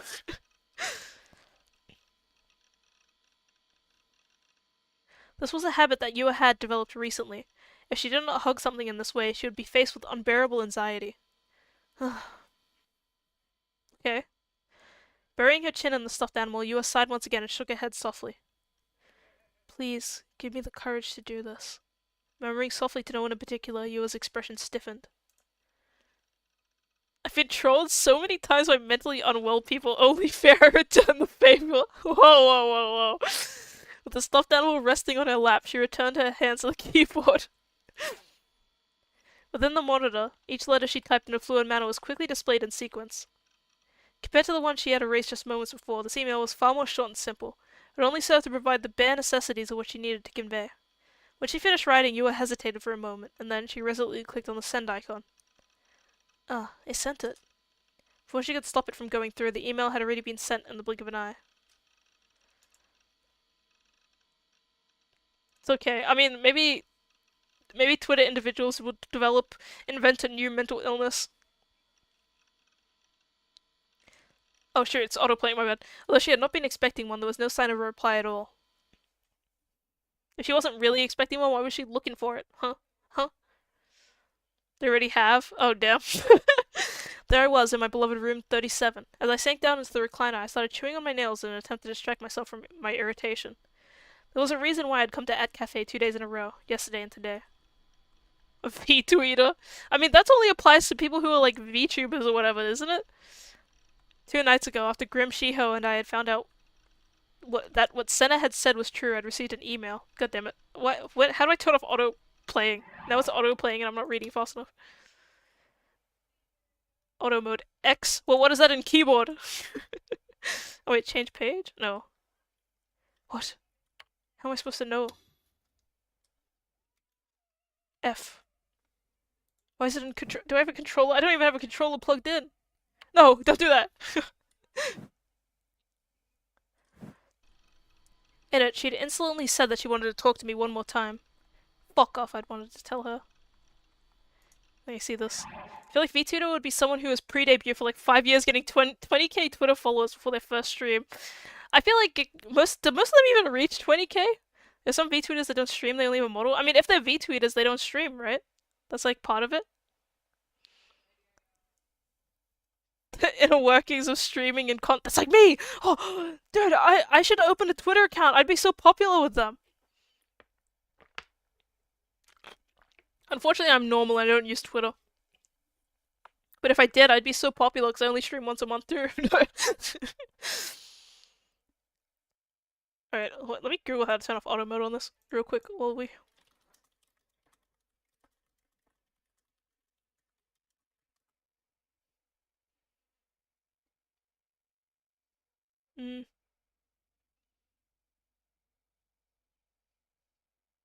Wait, you can just do it with right click? Is it here? No. This tips? What is in the tips list? Oh, this is. Alright, okay, this is all the info. No. You need abysmal takes to be a successful V-tweeter? I wonder if I have abysmal takes. Actually, this bro tag would be a V-tweeter. Okay, well, I know where to get my abysmal takes. I'm just gonna follow this guy. I'm just gonna listen to him. and do as he does. Ah, my auto mode continued. Stop doing that. No, no, no, no. How do I turn this off? Hmm?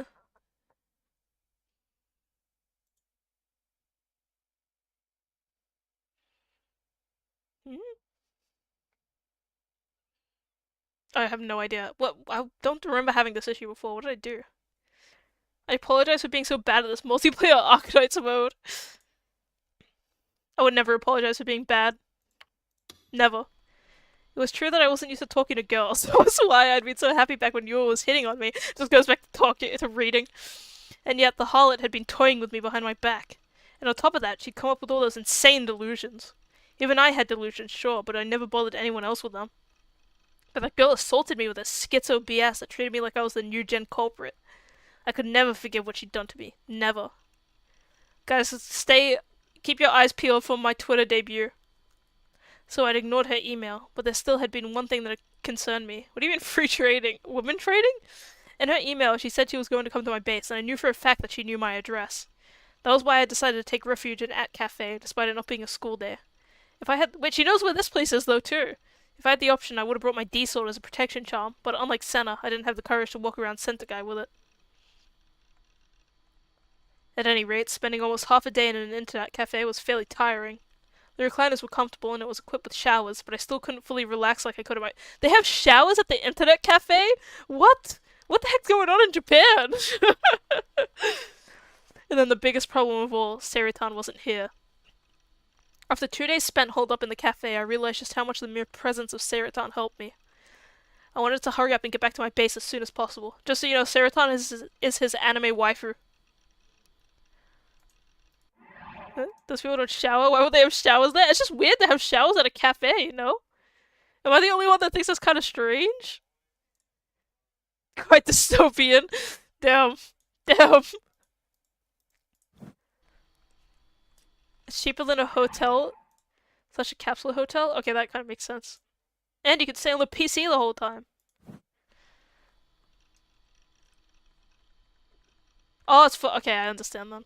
And by that time, the last train would already be gone. I figured that you most likely wouldn't be waiting for me anymore by then. I had to stick around for another 4 hours before the clock would strike midnight.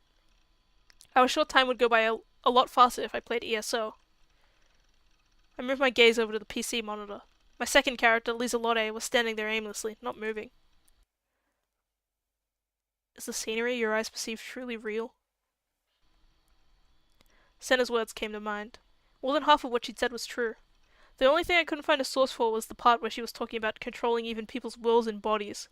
Maybe that part was just a delusion of hers. Mixing in just a few lies with the truth was a clever and effective way to scare people, especially with threats. Even though my reasonable side knew all that, I couldn't help but feel scared as I thought about all the strange, inexplicable phenomena that had been plaguing me over the past few weeks. In a daze, I looked at Lisa Lotte on the screen. Lisa Lotte, is the scenery your eyes perceive truly real? Keeping my voice low to avoid being overheard, I whispered that absent-mindedly. I thought about something like this several times in the past.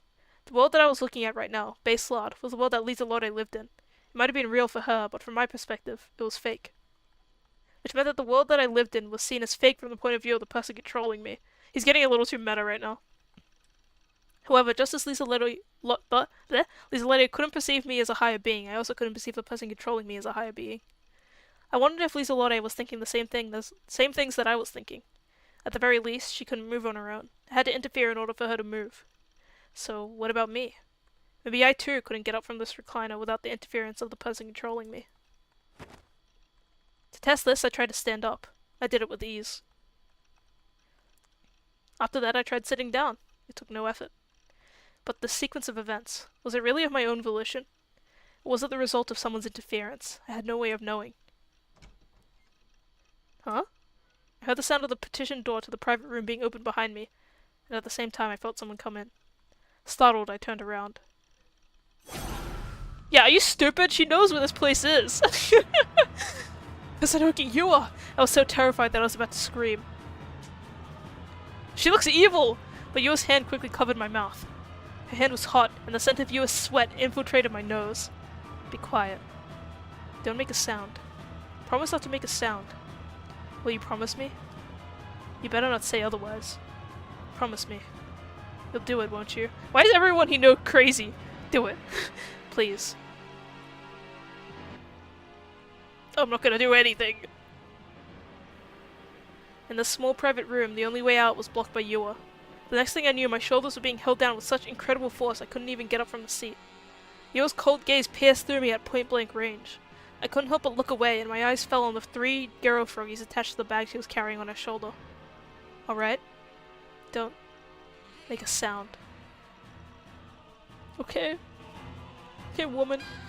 What do I do? What should I do? I tried desperately to think of a way out of the situation, but it was no use. I couldn't think clearly. She had taken me completely by surprise. My mind had gone completely blank. I went to your house yesterday, but you weren't there. Even so, I waited there until late at night. But I understand how you feel.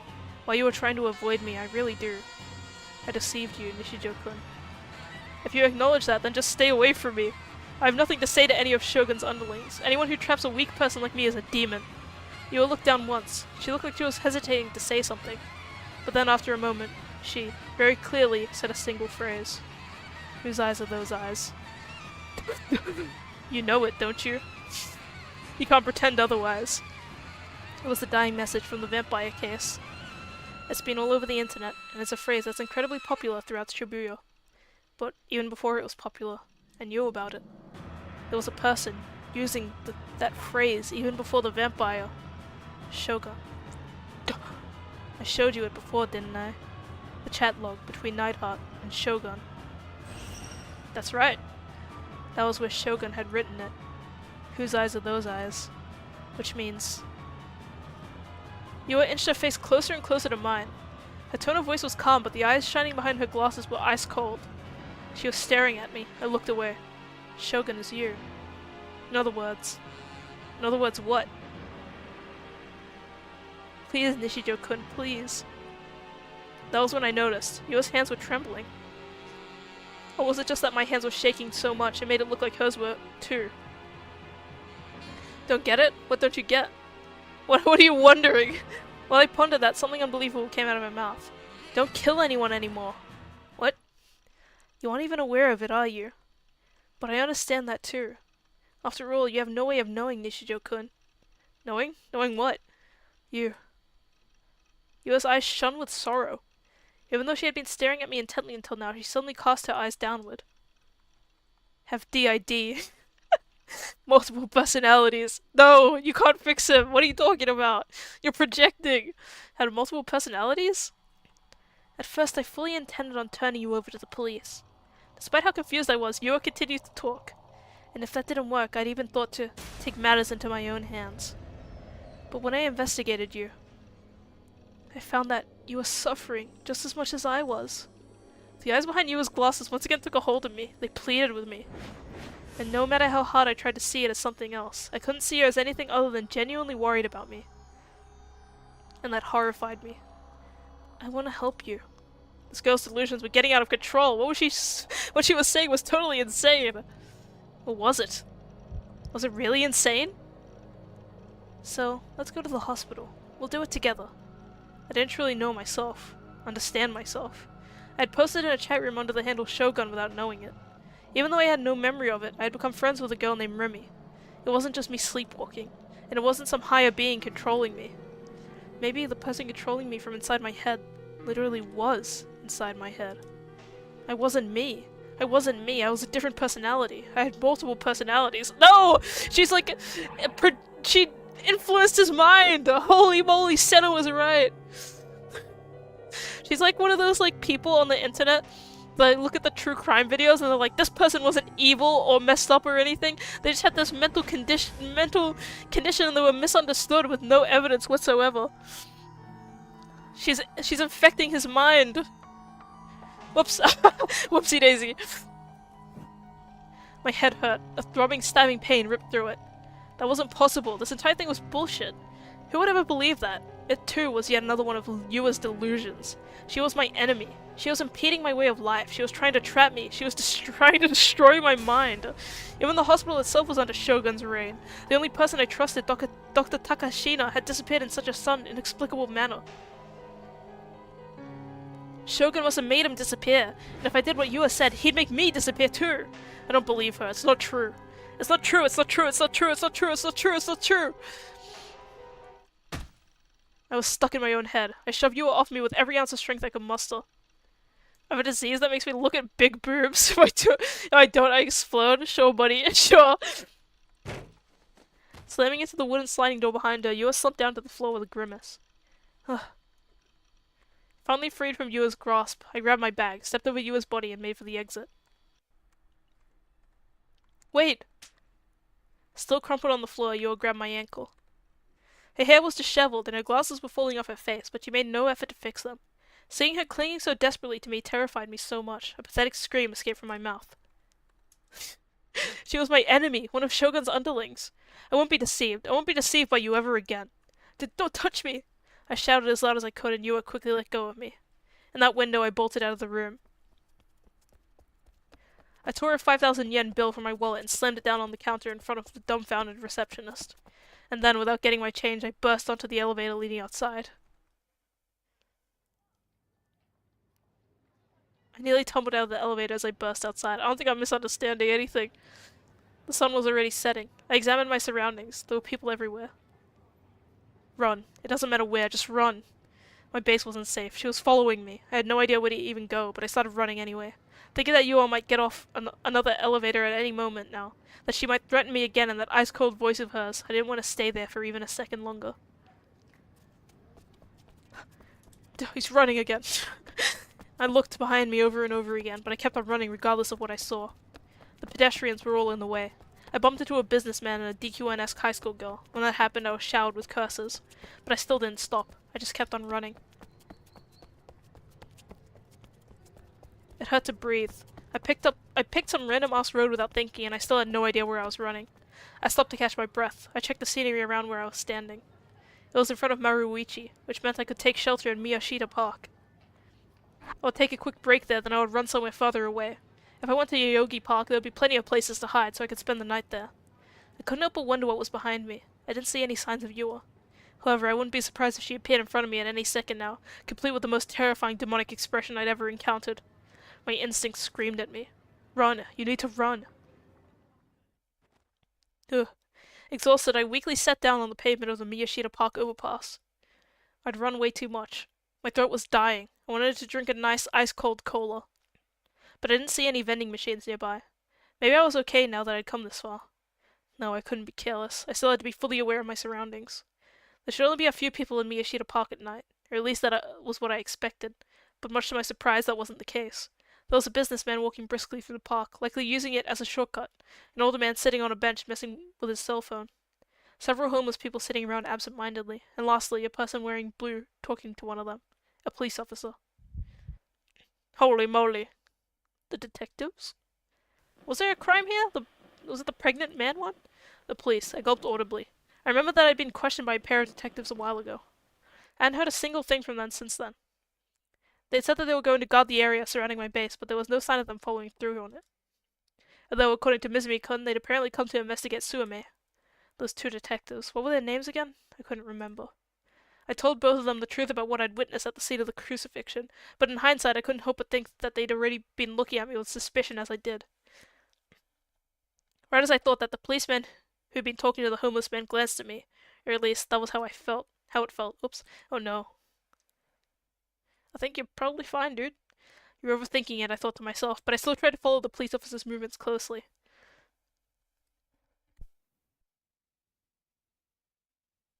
Maybe I was being too obvious, because the cop looked over once again, and it was clearly directed at me this time. I was the first one to look down. I doubted that I could survive a staring contest against the cop.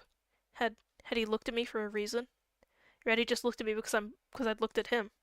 Which was it? I didn't know. It could have been either one of those reasons. After waiting a few moments, I looked up and glanced at the officer once again. The cop was still looking at me, so I hurriedly turned my head away in a panic. This was bad. I was acting way too suspicious. With you already hunting me down, I couldn't afford to have the police coming after me too. I had to get out of this somehow.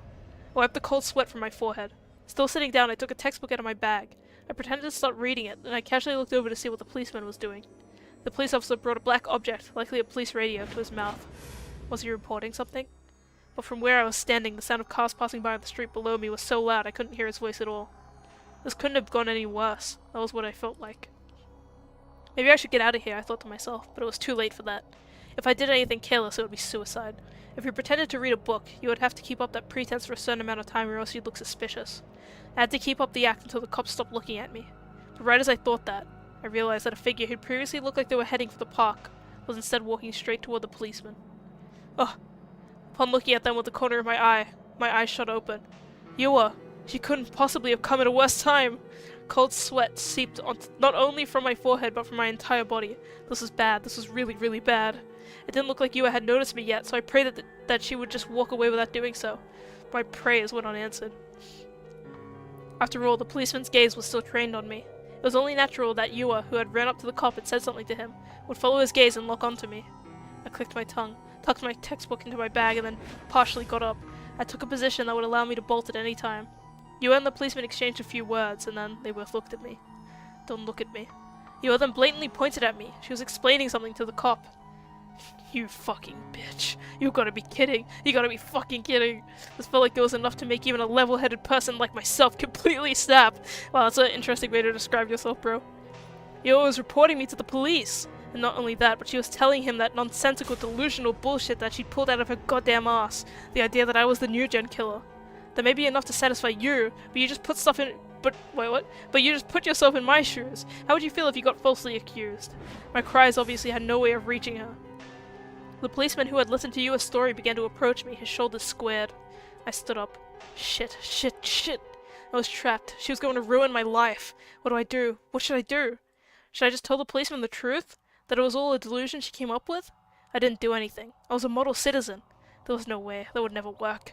In this day and age, when given the choice between an otaku freak like me and a wholesome high school girl like Yua, it was fairly obvious who the cops were more likely to believe. There was no way they'd ever take anything I had to say seriously. That was why I had to run away right this instant. The second I thought that, I turned on my heel and broke into a sprint. Damn, okay. I crossed the overpass leading toward the stairs to Meiji Dori. When I got there, I looked behind me and saw a policeman sprinting after me. Oh shoot! Not only that, but strangely enough, the man sitting on the bench and even one of the homeless people were right behind him. You've got to be kidding. Had Yua had the police on her side this entire time? Had Miyashita Park been full of undercover detectives this entire time? I had no idea what to do anymore. I had been caught completely off guard. It was so incredibly unreasonable that I felt like I was about to cry. I hadn't done anything. At all. The police were being jerked around by her. This was insane. Ugh. Wiping away my tears, I rushed down the stairs. I ran down Meiji Dori, heading straight toward the station without looking at anyone or anything. I passed under a pedestrian overpass and then ran up the stairs leading to it. There were people everywhere. All of them were blocking my path. It felt as if each and every one of them were deliberately getting in my way, like they all had some form of malicious intent. Everyone looked like they could be cops. I was this close to completely panicking. Damn, he's getting really serious now. Everything is setting him off. I looked behind me and saw someone sprinting after me. I caught a glimpse of a person cutting through the crowd just like I was. I was one of the people who I'd seen at the park. I didn't know who it was. It didn't matter. They were following me regardless. I was horrified. If I got caught, my life would be over. I would be falsely accused of a crime I didn't commit, sentenced to death, locked up in a high-security prison for decades and decades, and then after I finished enduring that living hell, I would finally be told, alrighty then, your number's up. Time for you to die. I didn't want that. I wouldn't be able to handle that. I didn't want to live like this. Oh, like that, whoops. Even if I somehow managed to prove that it was a false accusation, once I was branded as a criminal, it would never go away. Everyone around me would look at me suspiciously for the rest of my life. I didn't want that. I hadn't even done anything. I turned into a small street that was completely deserted and kept running as hard as I could. But I had been running ever since I'd left At Cafe and I still hadn't been able to catch my breath. My lungs were begging for oxygen. My legs were shaking with fatigue. I hated myself for not exercising anymore, but it was too late for that regardless. Finally, I couldn't run anymore, so I doubled over and gripped my knees with my hands. The place where I'd stopped looked familiar. The distinctive red brick walls paired with a gigantic backlit sign that read Gigantes. I'd been here before, with Mizumi-kun. We'd come to see a Phantasm concert, or to be more specific, to see their lead singer, Fez. But now the place was quiet and empty, with the only other light being from the vending machine dimly illuminating my surroundings. Frustrated that my breathing still hadn't gone back to normal, I looked back toward the road I had sprinted down. The street was dimly lit and narrow. As the Toyoki line train slowly passed by directly above me, despite the striking glow of the light leaking from the windows of the train, even it didn't reach the streets below. I stared at the road in front of me. I wondered if I had managed to lose them, being Yua and the police. It was too dark for me to tell for sure. Come with me. Ah! Suddenly I heard a woman's voice in my ear, and I let out a pathetic scream before toppling to the ground. It was Fez, dressed in a flashy outfit that she would wear to a concert. She got a kabuki-yo, they would help them? Oh really, you think so? As she quietly looked down at me from the darkness, the eruptive energy that she'd given off while she was on stage was now completely absent, making her appear almost transient, like she might disappear at any moment. Because of the darkness, I couldn't see her expression. As my mind wandered in surprise, Fez gently held her hand out to me. Stand up, quickly. Her tone of voice was dispassionate, but I could tell that she wasn't going to let me argue with her.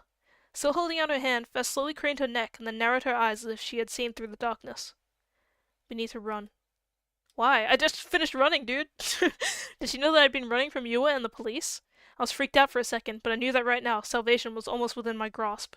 That was why, as if I was clinging to my only hope left, I took her hand. Her hand was cold to the touch. Right as I stood up, Fez started running. As I was already utterly exhausted, I felt incredible resentment, but I knew that if it hadn't been for Fez, I would have never been able to stand up again, and the police would have likely caught up to me. Can you imagine this guy being a sub-story in Yakuza? That'd be too far even for Yakuza. This guy is too crazy. I still wanted to quench my dying thirst in some way, but I knew I couldn't afford to. Fez pulled me by the hand and led us forward. We entered a narrow alleyway and made turn after turn at various intersections. I'd believe it? You think so? I had no idea where I was running to. I wasn't even familiar with the layout of Shibuya, so I had no choice but to follow Fez the entire time. I nearly entertained the idea that this could be another trap set by Shogun, but I shook the thought out of my head. Oh, I shook the thought from my head. Schizo to schizo communication. Damn, okay. Even if Fez was another one of Shogun's underlings, there would be nothing I could do about it. My legs were heavy with lactic acid. And I was starting to feel lightheaded, probably because my brain hadn't been getting enough oxygen due to all the running. I was this close to crying out and saying that I couldn't run anymore.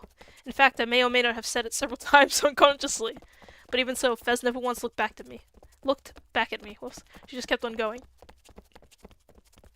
Before I knew it, I found myself on a road where the Shudo Expressway ran overhead. Shibuya Station was only a little bit farther away, but there were barely any people around. Without a shred of hesitation, Fez started to head down the stairs that led into the gaping maw of the underground. Upon reaching the bottom of the stairs, she finally came to a stop. I let go of Fez's hand and doubled over on the stairs, gasping for breath. I wondered how much running I had done today. I didn't think I'd ever exercised so much in my entire life.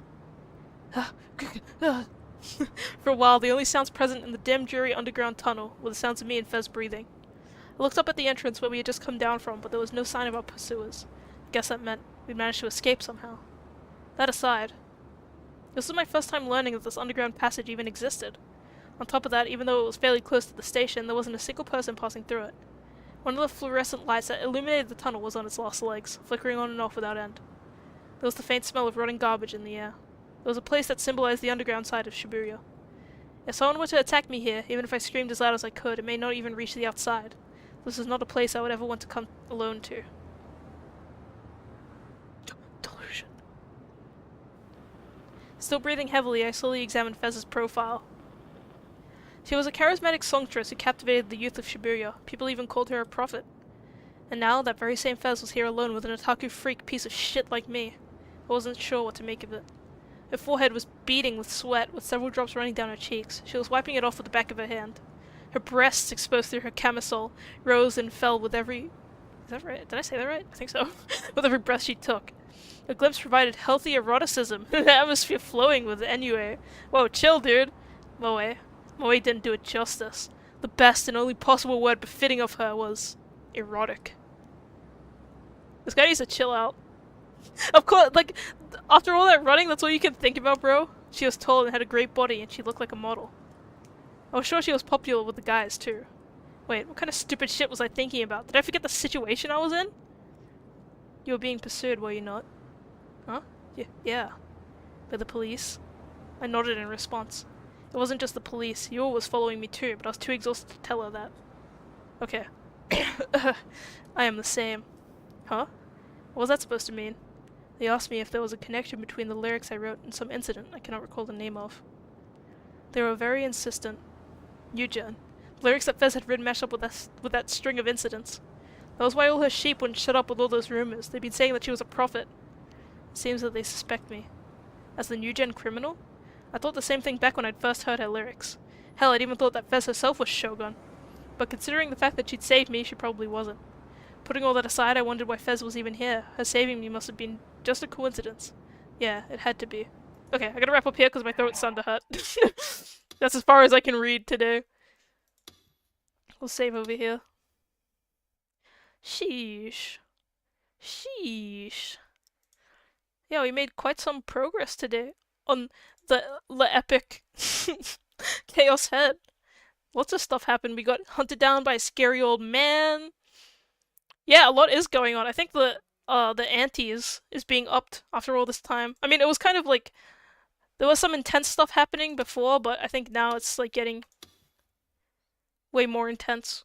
It's getting pretty serious. Will we get to action? Will there be some crazy stuff happening? We have some random blue-haired chick talking to us about science, and we have some other random blue-haired chick, light blue-haired, white-ish chick talking about the police, and then we have some chick that wants to kill us and thinks we have DID, and then there's a new girl like just transferred in, and there's a pink-haired chick that we think is evil. Actually, I think we think all the girls are evil, right? Except for, well, I mean, he just said that he did think this girl was evil before, but he doesn't anymore. It's getting pretty interesting. And the women are very scary. There's so much stuff happening. Let me check this real quick. I don't know if I should. Do you think I should raid into one of my friends? Do you think I should raid into? I could raid into Boom Boom, but I don't know if it's like spoilers. Maybe I'll raid into somebody. If you guys were okay with that. If you're chill. Do it to Boom Boom? Yeah, but the game he's playing, I don't know if people will miss that. Boom Boom? Okay, we'll raid Boom Boom. We'll raid Boom Boom.